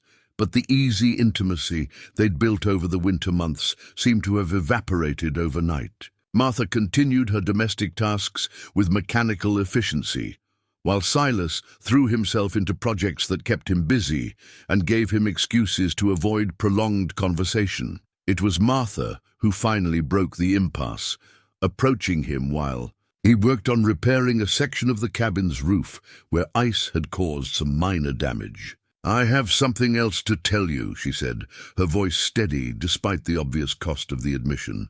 Something I should have mentioned before. Silas continued working, not looking at her. More secrets? A decision I made before I ever met you. Martha wrapped her arms around herself, shivering in the cold mountain air. I've written to Caroline, instructing her to sell all the investments and property in Kansas City. I'm donating the entire sum to establish a school for orphaned children. This did get Silas's attention. He stopped hammering and turned to stare at her. Your what? Giving it away. All of it. Every penny except what I need for basic living expenses. Martha's chin lifted defiantly. I've been thinking about it since Thomas died, wondering what good all that money could do in the right hands. There are so many children who need homes, education, opportunities. The money could help them in ways it could never help me. Martha, that's $12,000. More money than most people see in a lifetime. Money I never earned, never needed, never wanted, she replied firmly. It's Thomas's legacy, not mine, and I think he'd approve of using it to help children who have no one else to advocate for them. Silas climbed down from the ladder, his mind reeling. When did you decide this? Months ago. Before I answered. Your advertisement. The decision had nothing to do with you or our arrangement. I wanted to start fresh, without the burden of wealth I'd never asked for. She looked at him with eyes that held no trace of deception, only a weary honesty that cut through his remaining anger like a knife through butter. "I'm sorry I didn't tell you about the money from the beginning," she continued. "You're right to feel deceived. But I need you to understand that my feelings for you, my desire to stay here and build a life with you, none of that had anything to do with financial security. I chose you, Silas. I chose this life, this place, this partnership, when I could have chosen anything else in the world." Silas felt something shift inside his chest, the hard knot of betrayal beginning to loosen. "You're really giving it all away? Every penny? Caroline thinks I've lost my mind, but I know what I'm doing. I want to live simply, honestly, without the complications that wealth brings. I want to be valued for who I am, not what I have." A long silence stretched between them, broken only by the whisper of wind through the pine trees and the distant cry of a hawk circling overhead. "I was hurt," Silas said finally, "not because of the money itself, but because I thought you'd been playing a role, pretending to be someone." "You weren't." "I was never pretending," Martha replied softly. "The woman you've come to know, the woman you've shared your bed and your heart with, that's who I really am. The money was just an accident of circumstance, something that happened to me rather than something I chose." Silas studied her face in the pale winter light, seeing past his own wounded pride to the truth she was trying to convey. Martha Whitlock, whether wealthy or poor, was the same person who had reorganized his kitchen, mended his clothes, restored Elizabeth's quilt, and brought laughter and warmth back into his isolated life. "Why didn't you trust me enough to tell me the truth from the beginning?" he asked. "Because I'd been burned before," Martha admitted. "Because I was scared and lonely and desperate to find someone who would love me for myself. Because I'm human and flawed, and sometimes I make decisions based on fear rather than wisdom." She stepped closer, close enough to touch him if she dared. "But I'm telling you now, Silas, I'm trusting you with the whole truth, even though it might drive you away. That has to count for something." Silas looked into her storm-gray eyes and saw not the wealthy widow who had deceived him, but the vulnerable woman who had risked everything on the hope that he might love her without conditions or calculations. Slowly, carefully, he reached for her hands. They were cold from the mountain air, but they warmed under his touch, and he felt some of the tension leave her shoulders. "It counts for everything," he said quietly. "And I'm sorry I let my pride get in the way of seeing what you were trying to tell me." Martha's smile was like sunrise after a long, cold night. "Does this mean you can forgive a foolish old woman for not trusting your heart sooner than she should have?" "Only if you can forgive a stubborn old man for not understanding what real love looks like when it's offered without conditions." They stood there in the snow, holding hands and looking into each other's faces, both of them understanding that they had weathered their first real crisis as a couple. The hidden land deed, for that's what the money represented, a hidden asset that could have changed everything, had been revealed and examined and ultimately found to be less important than the love they had built together. "Come inside," Silas said, squeezing her fingers gently. "It's too cold out here for important conversations." As they walked back toward the cabin, Martha leaning slightly into his warmth, both of them knew that their partnership had been tested and had emerged stronger. The truth, however complicated and difficult, had set them free to love each other without reservation or hidden agendas. Behind them, the mountains stood eternal and unchanging, witnesses to the small human dramas that played out in their shadow. And in their small cabin, surrounded by the vast wilderness of Colorado, two people who had found each other against all odds, prepared to face whatever challenges the future might bring, together, honestly, and without secrets between them. February arrived with the cruelest irony nature could devise. Warm Chinook winds that melted the snow just enough to make travel possible, bringing with it not just the promise of spring, but also the return of human contact and all the complications that entailed. The first visitor was Dr. Morrison, making his monthly rounds to check on the isolated homesteads scattered throughout the mountain valleys. He arrived on horseback, leading a pack mule laden with medical supplies and letters that had accumulated during the worst of the winter storms. "Silas! Martha!"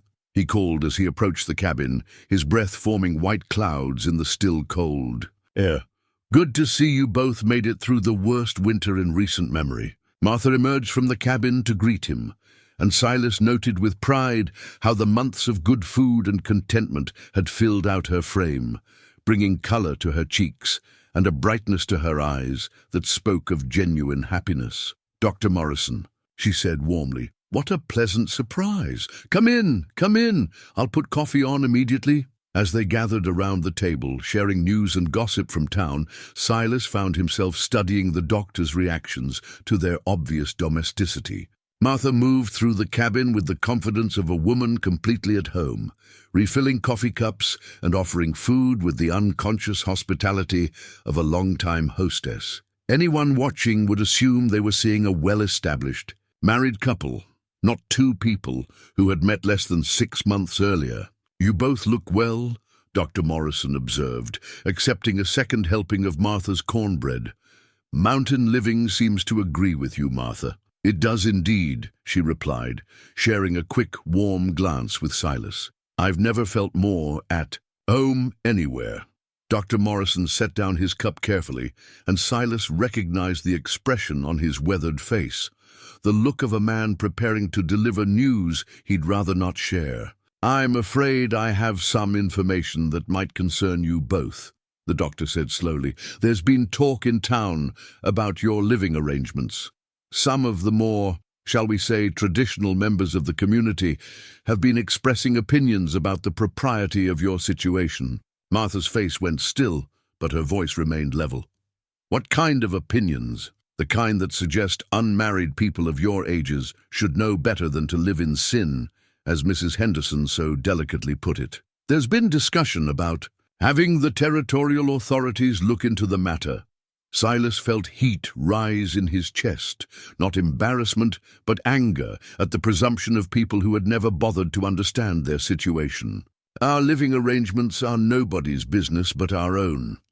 "I agree completely," Dr. Morrison said hastily, "but unfortunately the territorial laws don't always align with common sense. If certain parties were to file a formal complaint, it could create legal complications for both of you." Martha reached across the table and placed her hand over Silas's, a gesture that was both comforting and possessive. "What kind of complications?" "Fines, at minimum. Possibly forced separation until you either marry or," Martha finds alternative, "accommodations. The authorities take a dim view of what they consider moral infractions, especially when prominent citizens like Mrs. Henderson make formal complaints." The room fell silent, except for the crackling of the fire and the distant sound of melting snow dripping from the eaves. Silas watched Martha's face, trying to read her thoughts, wondering if she was regretting her decision to stay with him when she could have avoided all these complications by choosing a different path. "There's another matter," Dr. Morrison continued, reluctantly. "I've received a letter addressed to Martha Whitlock in care of my office. It's from Philadelphia, from a Caroline Whitlock, I believe." Martha's hand tightened on Silas's as the doctor produced an envelope from his medical bag. This letter was thicker than the previous one, and the urgency of the handwriting was visible even from across the table. "She's been writing to everyone she can think of trying to locate you," Dr. Morrison explained. "Apparently, she received your instructions about the financial matters and is quite concerned about your mental state. She's threatening to involve the authorities if she can't. Confirm your well-being." Martha accepted the letter with trembling fingers, and Silas saw fear flicker across her features, not fear of Caroline's threats, but fear of the complications that outside interference might bring to their carefully constructed peace. "She wants me declared mentally incompetent," Martha said after scanning the letter quickly. "She believes that no rational woman would give away a fortune to live in poverty with a stranger. She's contacted a lawyer in Denver who specializes in cases involving elderly people who may not be capable of making sound financial decisions." "Can she do that?" Silas asked, though he suspected he already knew the answer. Dr. Morrison nodded grimly. If she can convince a judge that Martha was coerced or is not of sound mind, yes. The fact that you're living together unmarried, combined with her decision to donate her inheritance, could be presented as evidence of impaired judgment. Martha set the letter down carefully, her face pale but determined. So we're trapped. If we continue as we are, we face legal complications for moral impropriety. If we marry, Caroline will claim I was coerced into it by a fortune-hunting mountain man. And if I leave to avoid causing Silas problems, she'll have me declared incompetent anyway. There might be another option, Dr. Morrison said carefully. But it would require some courage on both your parts. Silas and Martha looked at him expectantly. Marry immediately before Caroline can file her petition. Then invite her to come west and see for herself that you're happy, healthy, and making rational decisions. If she can observe your situation firsthand, see how well you're cared for, and how genuinely content you are, it would be difficult for any lawyer to argue that you're not competent to manage your own affairs. Invite her here? Martha looked around the small cabin with new eyes, seeing it as an outsider might, rustic, isolated, a far cry from the comfortable middle-class home she'd shared with Thomas. She'd take one look at this place and be convinced. I've lost my mind, Martha said with a weak laugh. A Philadelphia society matron in a mountain cabin. She'd probably faint at the sight of the outhouse, but she'd also see how you've transformed this space, Silas said quietly. She'd see the organization, the efficiency, the care you've put into making it a home. She'd see how healthy and happy you look. Martha turned to study his face, reading the sincerity in his expression. You'd be willing to marry me? Officially, I mean, even knowing that it might bring more scrutiny, more complications? Martha, Silas said, his voice rough with emotion, I've been wanting to marry you properly for weeks. The only thing that stopped me was wondering if you'd think it was too soon, too presumptuous. And you'd be willing to have Caroline invade our privacy, judge our choices, potentially cause trouble for months to come. Silas squeezed her hand, feeling the calluses that had developed from months of mountain living, seeing the strength and determination in her storm-grey eyes. I'd be willing to face down the entire territorial government if it meant keeping you safe and keeping us together. Dr. Morrison cleared his throat diplomatically. If you're serious about this course of action, I should mention that I'm qualified to perform marriage ceremonies. We could take care of the legalities immediately, and I could serve as a witness to Martha's mental competence should anyone question it later. Martha looked around the cabin that had become her refuge, her home, her sanctuary from a world that had never quite known what to do with a woman of her age and independence. She thought about the choice before them, between the safe, conventional path that others expected and the difficult but honest path that would allow them to be true to themselves and their feelings. There's something else, she said slowly, something we need to discuss before we make any decisions. She stood and moved to the window, gazing out at the mountains that had witnessed her transformation from a lost widow into a woman who knew her own mind and heart. If we marry, if we fight Caroline's legal challenges, if we make this partnership official, we need to be clear about what we're choosing. Not just the practical benefits, but the emotional reality. Are we marrying because we love each other and want to spend our lives together? Or are we marrying because it's the expedient solution to our legal problems? Silas joined her at the window, standing close enough that she could feel his warmth, smell the familiar scent of pine and wood smoke that clung to his clothes. I can't speak for you, he said quietly, but I know why I want to marry you. Not because it's convenient or practical or because it solves our problems. I want to marry you because I love you, Martha Whitlock. Because these months with you have been the happiest of my adult life. Because I can't imagine facing the future without you beside me. Martha turned to face him, her eyes bright with unshed tears. And I love you, Silas McGraw, More than I ever thought I could love anyone again, more than is probably sensible for a woman my age. Then the legal complications are just obstacles to overcome, not reasons to change course. Martha nodded, decision crystallizing in her mind, with the clarity that comes from finally acknowledging the truth of one's own heart. "Dr. Morrison," she said, turning back to their guest, "if you're serious about performing a marriage ceremony, we accept your offer." The doctor smiled, the first genuinely pleased expression they'd seen from him since his arrival. "In that case, we should get started.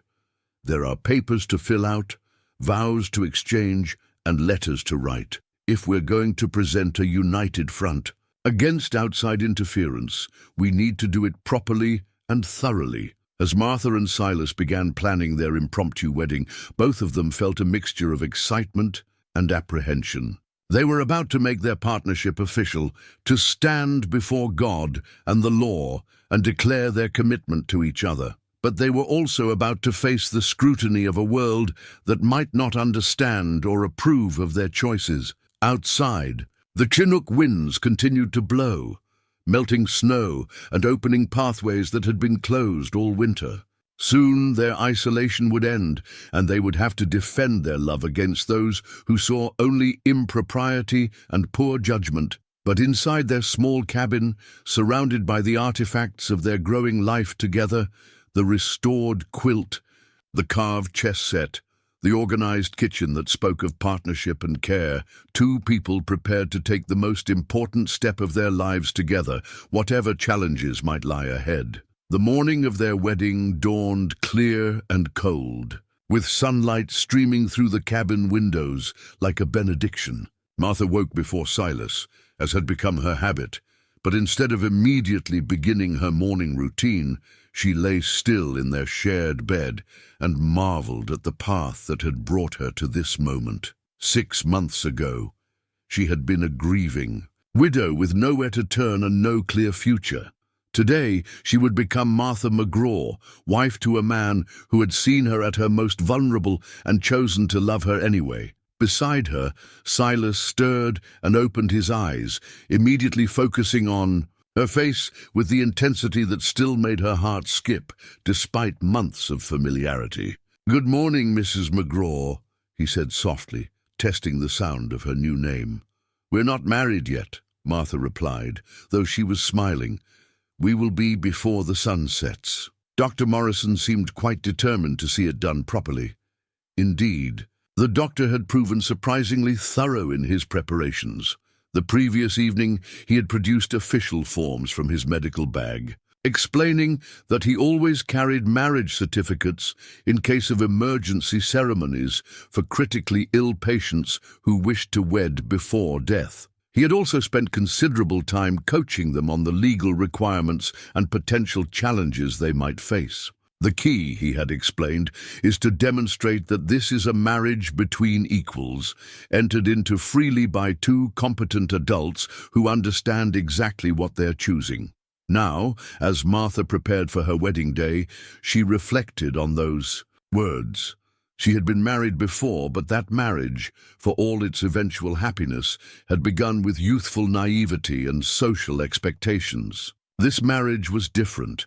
This marriage was a conscious choice made by two people who had lived enough life to understand both its possibilities and its limitations. "I should wear something special," Martha mused, surveying her limited wardrobe. "A woman only gets married so many times." Silas sat up in bed, running a hand through his graying hair. "You could wear that blue dress, the one you wore the day you arrived. It seems appropriate somehow." Martha considered this suggestion, remembering how uncertain and frightened she had felt wearing that dress as she stepped off the stagecoach. Now the same dress would witness her transformation from uncertain stranger to beloved wife. "I think you're right," she agreed. "It would be fitting to come full circle." They dressed with unusual care, each aware that this day marked not just a legal formality, but a profound commitment to their shared future. Silas put on his best shirt, the one Martha had mended so carefully that the repairs were invisible, and his good wool pants, Martha donned the blue traveling dress, but added Elizabeth's restored quilt as a shawl, draping it over her shoulders like a blessing from the past. Dr. Morrison arrived at midday, carrying his medical bag and a small bouquet of early wildflowers he had somehow found despite the lingering snow. "Every bride deserves flowers," he explained, presenting the modest bouquet to Martha with a courtly bow that would have done credit to a Philadelphia drawing room. The flowers were simple mountain blooms, white and yellow blossoms that spoke of resilience and beauty in harsh conditions, but Martha received them as if they were the most precious roses. "They're perfect," she whispered, burying her face in the sweet fragrance. Dr. Morrison had also brought unexpected witnesses. Murphy from the general store arrived shortly after noon, followed by the territorial mail carrier who happened to be making his monthly rounds. Both men had cleaned up for the occasion, their faces scrubbed and their best clothes pressed. "Figured you'd want proper witnesses," Murphy explained, removing his hat as he entered the cabin. "Word gets around when Doc Morrison starts talking about emergency marriages. We came to make sure everything's done legal and proper." Martha felt tears prick her eyes at this gesture of community support. She had expected to face disapproval and gossip, not kindness and assistance from their neighbors. The ceremony itself was simple, but deeply moving. Dr. Morrison positioned himself in front of the fireplace, with Silas and Martha facing him and their witnesses arrayed behind them. The setting was humble, a frontier cabin furnished with handmade furniture and personal treasures, but the solemnity of the moment transformed it into something sacred. "Dearly beloved," Dr. Morrison began, his voice carrying the authority of both his medical training and his years of service to the mountain communities. "We are gathered here today to witness the union of Silas McGraw and Martha Whitlock in holy matrimony." As he spoke the familiar words, Martha found herself thinking about the rings they would exchange. Hidden in the small wooden box that held her sewing supplies, she had Thomas's wedding band, not to forget him, but to honor the love that had taught her how to love again. And earlier that morning, Silas had shown her the simple gold bands he had commissioned from the town blacksmith weeks earlier, before they had even discussed marriage seriously. "Marriage is not to be entered into lightly," Dr. Morrison continued, "but reverently, discreetly, advisedly, and in the fear of God. Into this holy estate these two persons present come now to be joined." When it came time for their vows, Silas spoke first, his voice steady despite the emotion Martha could see in his eyes. "Martha, I take you as my wife not because convention demands it, but because my heart demands it. You have brought light into a life that had grown too comfortable with darkness. You have shown me that love can come at any age, in any form, to anyone brave enough to recognize it and claim it." He paused, swallowing hard before continuing. "I promise to love you, to honor your independence while cherishing our partnership, to support your dreams even when I don't understand them, and to face whatever challenges come our way as your equal and companion." Martha's voice was clear and strong as she responded, her hands steady as she held his. "Silas, I take you as my husband because you have seen me at my most vulnerable and most difficult, and you have chosen to love me anyway. You have given me a home not just in your house, but in your heart. You have shown me that it's possible to honor the past while embracing the future." She looked into his eyes, seeing not just the man he was, but the partnership they had built together through months of compromise and understanding. "I promise to love you with all my heart, to challenge you when you need challenging, and comfort you when you need comfort, to build our life together as true partners in every sense of the word, and to never take for granted the gift of love that we have found together." The ring exchange was simple but profound. As Silas slipped the gold band onto Martha's finger, she felt the weight of commitment settling around her heart like a warm cloak. When she placed the matching band on his finger, she saw wonder in his eyes, as if he still couldn't quite believe this was really happening. "By the power vested in me by the territory of Colorado," Dr. Morrison pronounced, "I now pronounce you husband and wife, "Silas, you may kiss your bride."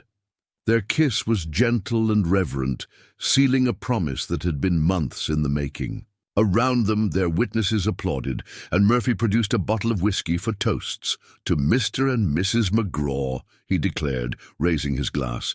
"May your love be as enduring as these mountains and as warming as a good fire on a cold night." As they celebrated their union with simple food and genuine fellowship, Martha felt a peace she hadn't experienced since before Thomas's illness. She was no longer adrift in the world, no longer uncertain about her place or her future. She was Martha McGraw, wife and partner to a good man, beloved and chosen and home at last. But even as they celebrated, both she and Silas knew that their real challenges were just beginning. Caroline's letter lay on the table like a storm cloud on the horizon, promising complications and confrontations that would test their new marriage in ways they could barely imagine. For now, though, there was only this moment, surrounded by friends, blessed by love, and united in purpose. Whatever came next, they would face it together, as husband and wife, partners in the truest sense of the word. Caroline Whitlock arrived in Cedar Ridge 3 weeks after the wedding, stepping off the stagecoach with the bearing of a woman prepared for battle. She was smaller than Martha had described, but her presence seemed to fill the entire street as she surveyed the rough mountain town with obvious disdain. Martha watched from the window of Murphy's general store where she and Silas had come to collect their mail and supplies. Her sister-in-law wore a traveling dress of fine black wool, her hair arranged in the latest Philadelphia fashion, and her expression suggested she smelled something unpleasant. "That's her," Martha said quietly, her hand instinctively seeking Silas's for comfort. "Caroline?" Silas studied the woman who had traveled nearly 2,000 miles to interfere in their lives. She was perhaps 50 years old, handsome rather than beautiful, with the kind of rigid posture that spoke of corsets and strict social expectations. "She doesn't look like someone who'd be easily convinced," he observed. "Caroline has never been easily convinced of anything that doesn't align with her preconceptions," Martha replied. "She's convinced herself that I'm either mentally incompetent or being held against my will, and she's come to rescue me whether I want rescuing or not." Dr. Morrison emerged from his office across the street, medical bag in hand, and Martha could see the exact moment when Caroline spotted him. The two had been corresponding, and recognition flickered across her features immediately. "Dr. Morrison, I presume?" Caroline's voice carried clearly across the winter air, cultured and commanding. "Mrs. Whitlock, welcome to Cedar Ridge. I trust your journey wasn't too arduous." "It was exactly as arduous as one would expect when traveling to the edge of civilization," Caroline replied crisply. "Where is my sister-in-law? I demand to see her immediately." "She's staying at the McGraw homestead, about an hour's ride from town." "I could arrange transportation." "I've already arranged transportation," Caroline interrupted, gesturing toward a hired wagon where her luggage was being loaded. "What I need is your assurance that she's in good health and of sound mind." Dr. Morrison's expression grew carefully neutral. "I can assure you that Martha, Mrs. McGraw, is in excellent health and spirits. She's made a remarkable adjustment to mountain life." "Mrs. McGraw?" Caroline's voice rose sharply. "What do you mean?" "Mrs. McGraw? Your sister-in-law married Silas McGraw 3 weeks ago. I performed the ceremony myself, with proper witnesses and full documentation." The color drained from Caroline's face, leaving her pale with shock and what might have been rage. She married him, a complete stranger, without family present, without proper consideration. This proves exactly what I suspected. She's not competent to make such decisions. Martha had heard enough. She pushed through the store's front door, Silas close behind her, ready to face whatever accusations Caroline might level. "Hello, Caroline," she said calmly. "I received your letters." Caroline whirled around, her eyes immediately scanning Martha from head to toe, cataloguing every detail of her appearance. Martha knew what she saw, a woman who had gained healthy, weight, whose skin glowed with contentment, whose clothes were practical but well-maintained, whose hair was simply styled but clean and neat. "Martha," Caroline's voice was tight with controlled emotion, "you look different." "I look happy," Martha replied steadily, "and healthy. Mountain living agrees with me." "Mountain living?" Caroline gestured around the rough town with obvious distaste. "This isn't living, Martha. This is exile. This is hiding from civilization and responsibility. This is home," Martha corrected gently. "Caroline, I'd like you to meet my husband, Silas McGraw." "Silas, this is Thomas's sister, Caroline Whitlock." Silas stepped forward, removing his hat respectfully.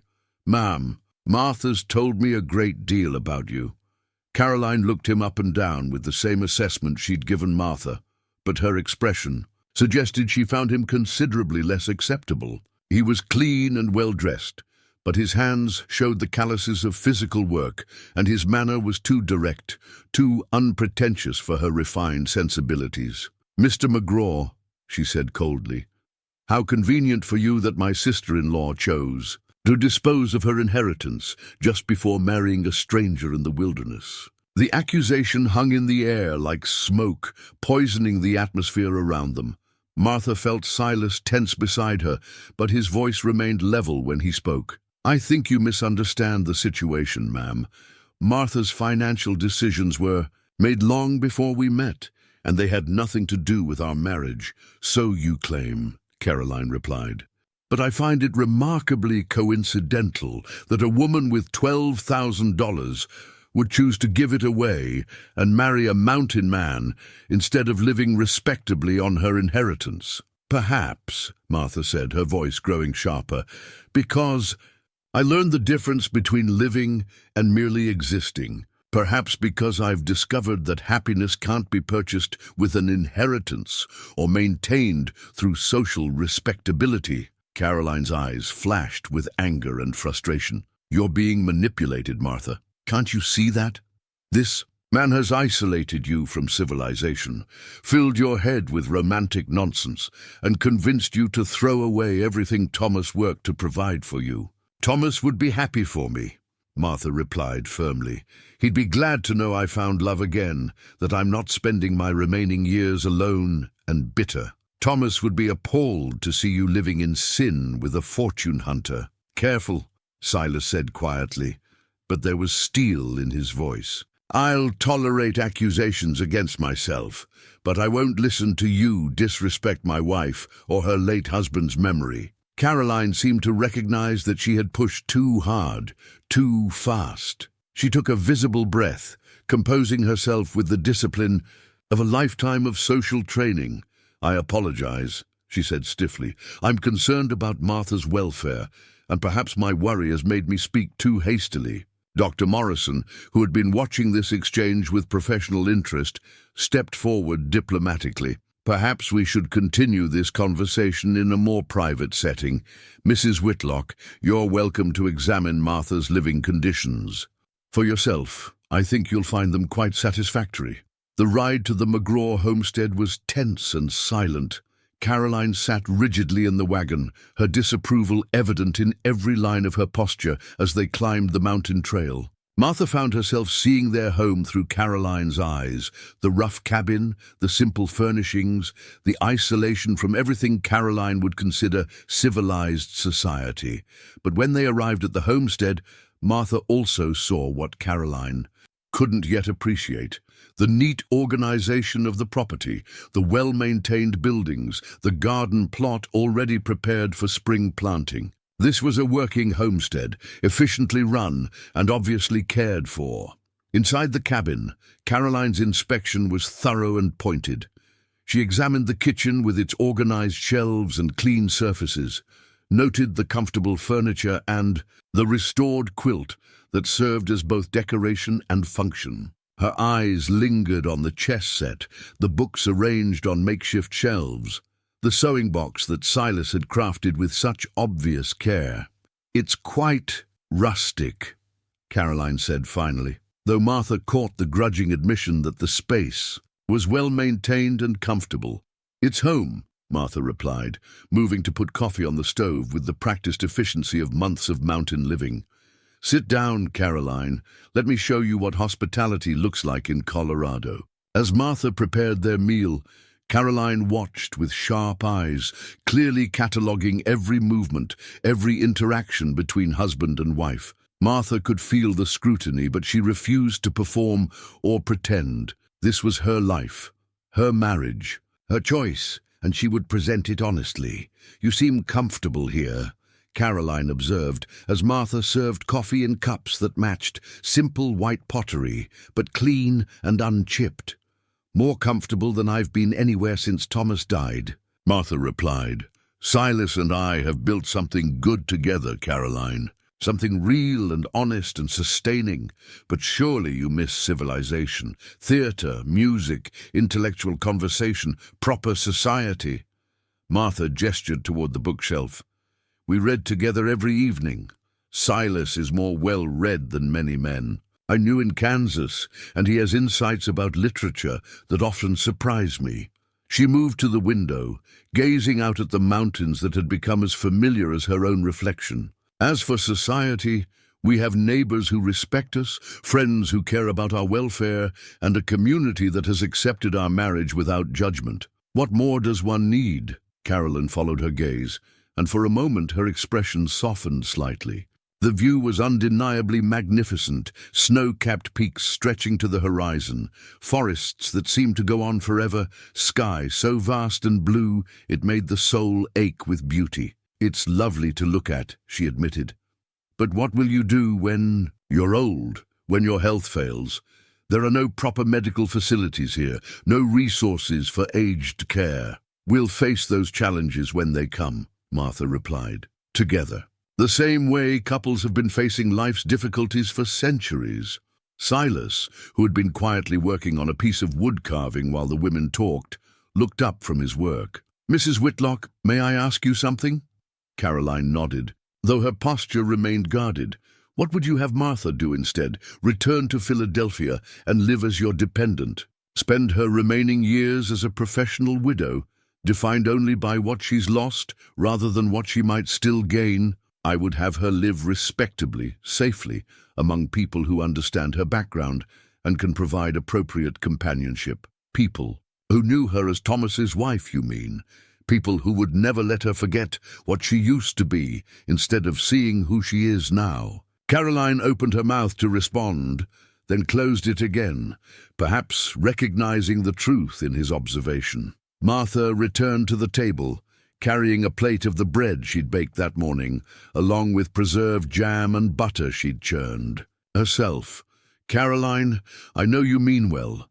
I know you love Thomas and you think protecting his widow is what he would have wanted, but you're wrong." She sat down across from her sister-in-law, her hands steady as she poured cream into Caroline's coffee. "Thomas would want me to be happy. He'd want me to live fully, to love again if I could, to build something meaningful rather than just surviving on memories. But this man," Caroline gestured toward Silas, who continued his carving with patient concentration. "You barely know him. How can you be certain he's not taking advantage of your grief, your loneliness?" "Because," Martha said simply, "he's had 6 months to take advantage, and instead he's given me back my sense of purpose. He's treated me as an equal partner, not a burden or an opportunity. He's made me feel valuable for who I am, not what I can provide." She reached across the table and covered Caroline's hand with her own. "I understand your concern. If our situations were reversed, I might feel the same way. But I'm asking you to spend time with us, to observe our life together, before you make judgments about my mental competence or Silas's motivations." Caroline looked down at their joined hands, Martha's slightly roughened from months of mountain living, her own soft from a life of domestic ease. When she looked up again, some of the rigid disapproval had faded from her expression. "You do seem content," she admitted reluctantly. "Different than you were after Thomas died, but not in ways that suggest mental deterioration." "I'm different because I'm healing," Martha said. "I'm different because I've found love again, and purpose, and a reason to look forward instead of only backward. Dr. Morrison, who had been quietly observing from his position near the fire, cleared his throat diplomatically. "If I may," he said, "I've been treating patients in this territory for 20 years, and I've seen both successful and unsuccessful marriages, both among young couples and older ones. What I observe between Silas and Martha is a genuine partnership, built on mutual respect and affection. They care for each other's welfare, share responsibilities equitably, and demonstrate the kind of compatibility that suggests a lasting union." Caroline studied the doctor's face, clearly weighing his professional opinion against her personal concerns. "And you're satisfied that Martha made her financial decisions of her own free will, without coercion?" "Absolutely. In fact, her decision to establish the children's school predates her marriage by several months. If anything, her generosity speaks to a sound mind and a compassionate heart, not mental incompetence." The afternoon stretched on, with Caroline gradually relaxing her rigid posture as she observed the easy domesticity between Martha and Silas. She watched Martha read aloud from Dickens while Silas worked on his carving, noting the comfortable silences and shared laughter. She saw how Silas automatically refilled Martha's coffee cup without being asked, how Martha adjusted the lamp to provide better light for his detailed work without interrupting her reading. These were the small intimacies of a functioning marriage, the unconscious considerations that spoke of genuine care and long-established routines. As evening approached, Caroline made a decision that surprised everyone, including herself. "I'd like to stay," she announced. "Not permanently, of course, but for a week or two, to observe, to understand better what you've built here." Martha's face lit up with genuine pleasure and relief. "You're welcome to stay as long as you like. We'll make up a bed in the loft.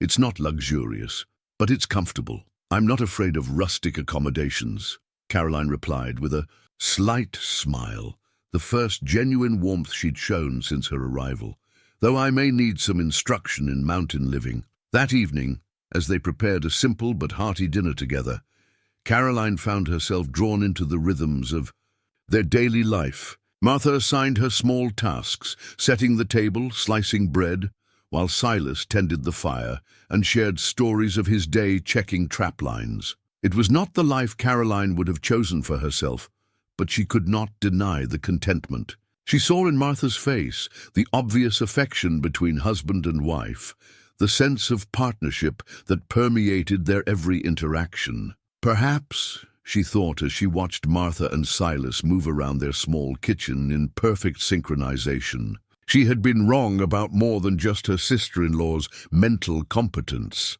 Perhaps she had been wrong about what constituted a meaningful life, about whether love could flourish in unexpected places, and about whether happiness required society's approval to be valid. The community quilt that several neighbor women had, sewn as a wedding gift, lay folded at the foot of the bed, its bright patches telling stories of acceptance and support from people who barely knew Martha, but had welcomed her into their mountain community anyway. It was a tangible symbol of the life Martha had chosen, and as Caroline studied its cheerful patterns, she began to understand what her sister-in-law had found in these remote mountains that all the respectability of Philadelphia could not provide. 6 months later, Martha stood in the garden behind their cabin, watching the late summer sun paint the mountains in shades of gold and purple. Her hands were dirty from harvesting the last of the season's vegetables, and her back ached pleasantly from the honest work of preserving their bounty for another winter. From inside the cabin came the sound of voices, Silas discussing carpentry techniques with young Ben Murphy, the storekeeper's son, who had taken to spending his afternoons learning woodworking from the man the town had come to respect as a master craftsman. The joint diary Martha and Silas had begun keeping after their marriage lay open on the kitchen table, its pages filled with the small daily observations and shared thoughts that had become their ritual of connection. Today's entry, written in Martha's careful script, read, August 15th, 1874. Silas completed the new chicken coop today, his finest work yet.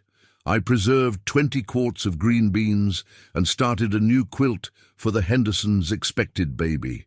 Caroline's latest letter brought news that the Denver Children's Home is thriving with the funding from Thomas's estate. Sometimes the heart's wisdom proves wiser than the mind's caution.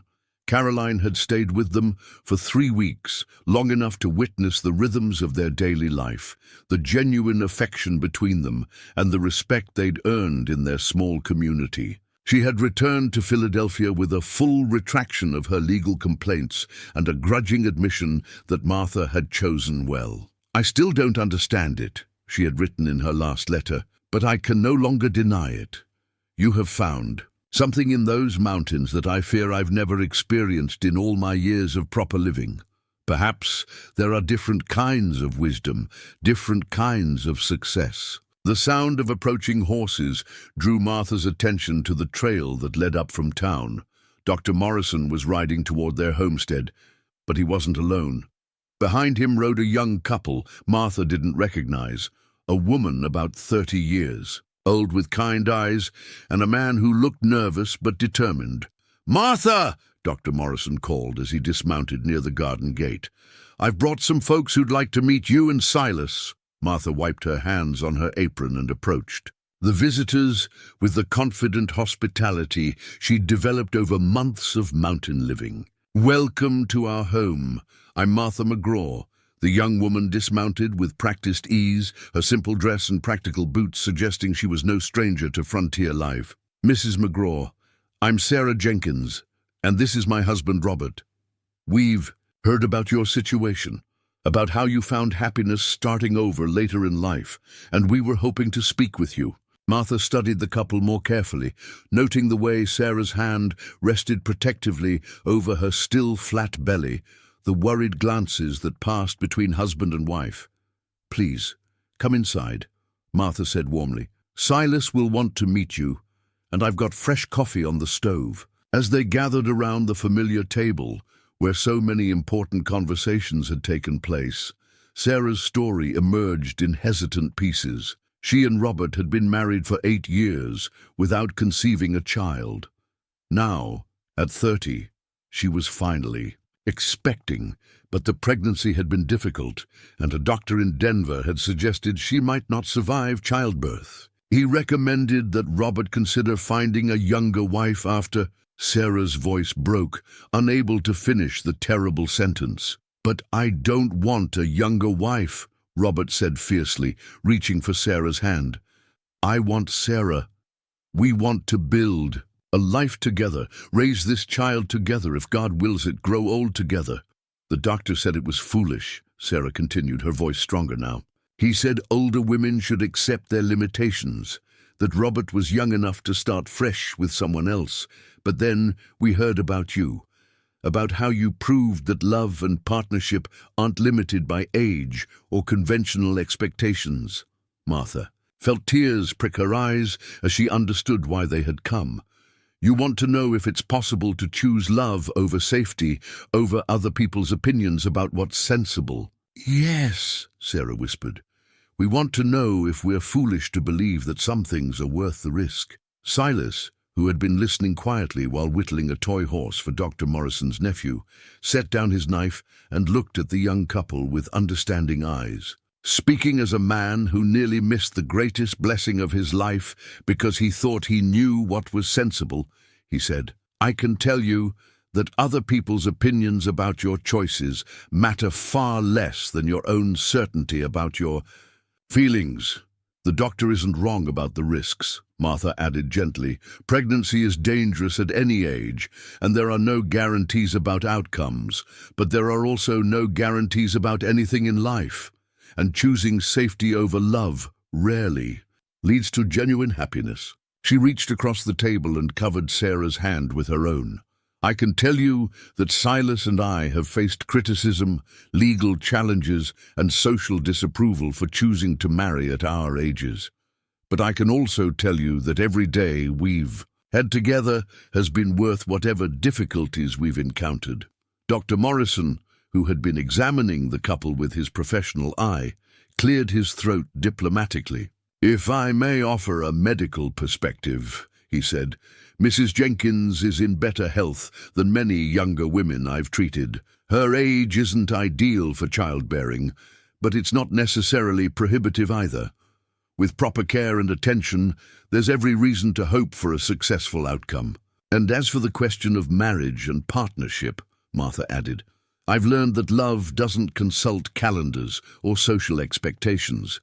It arrives when it arrives, to whom it arrives, and the wise person recognizes it and claims it regardless of circumstances."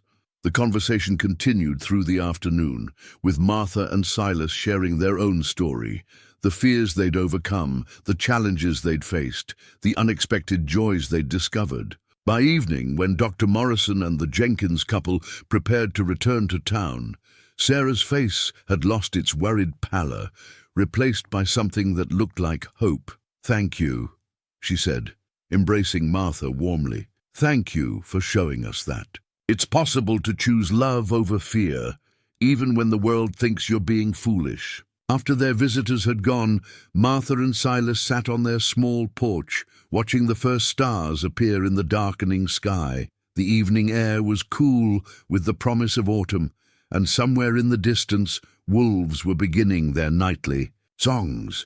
"Do you think we gave them good advice?" Martha asked, leaning against Silas's shoulder with the casual intimacy of long companionship.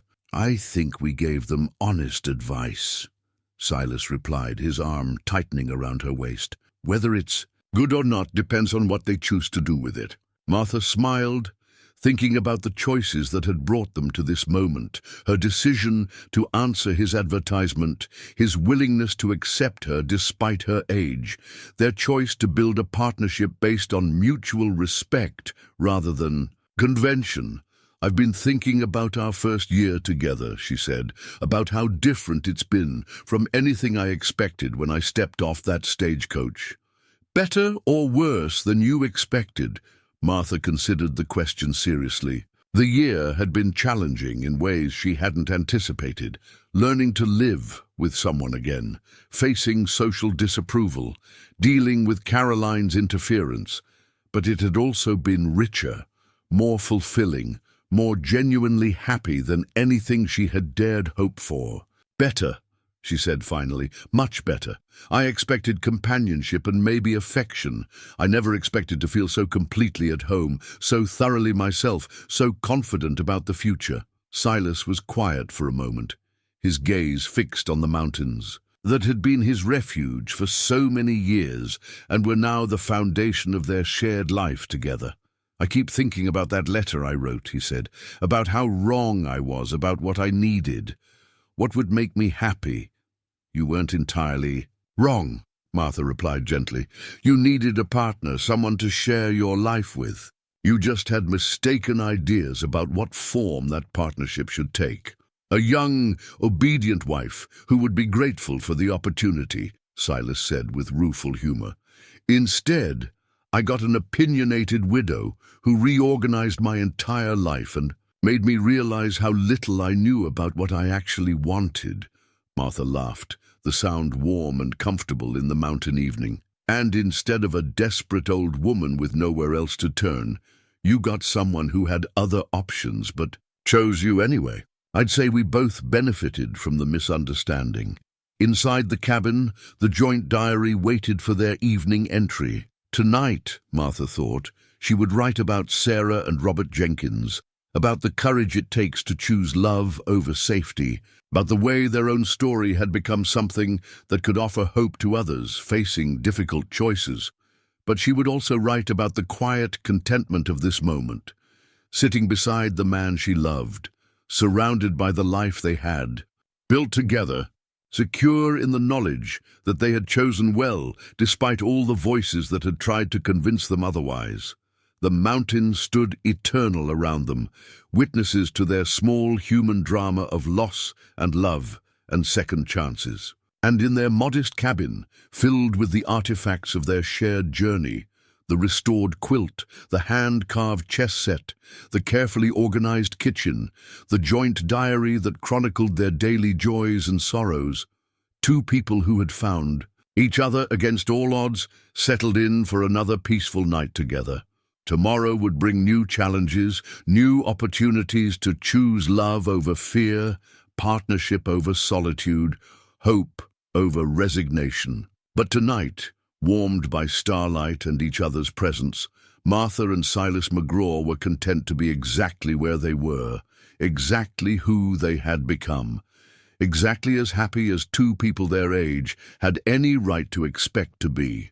Some stories, Martha reflected as they prepared to go inside, don't have neat endings because real life continues beyond the resolution of any single chapter. But some stories do have the grace of showing us that love, when it's real and freely chosen, can transform even the most unlikely circumstances into something beautiful and lasting and true.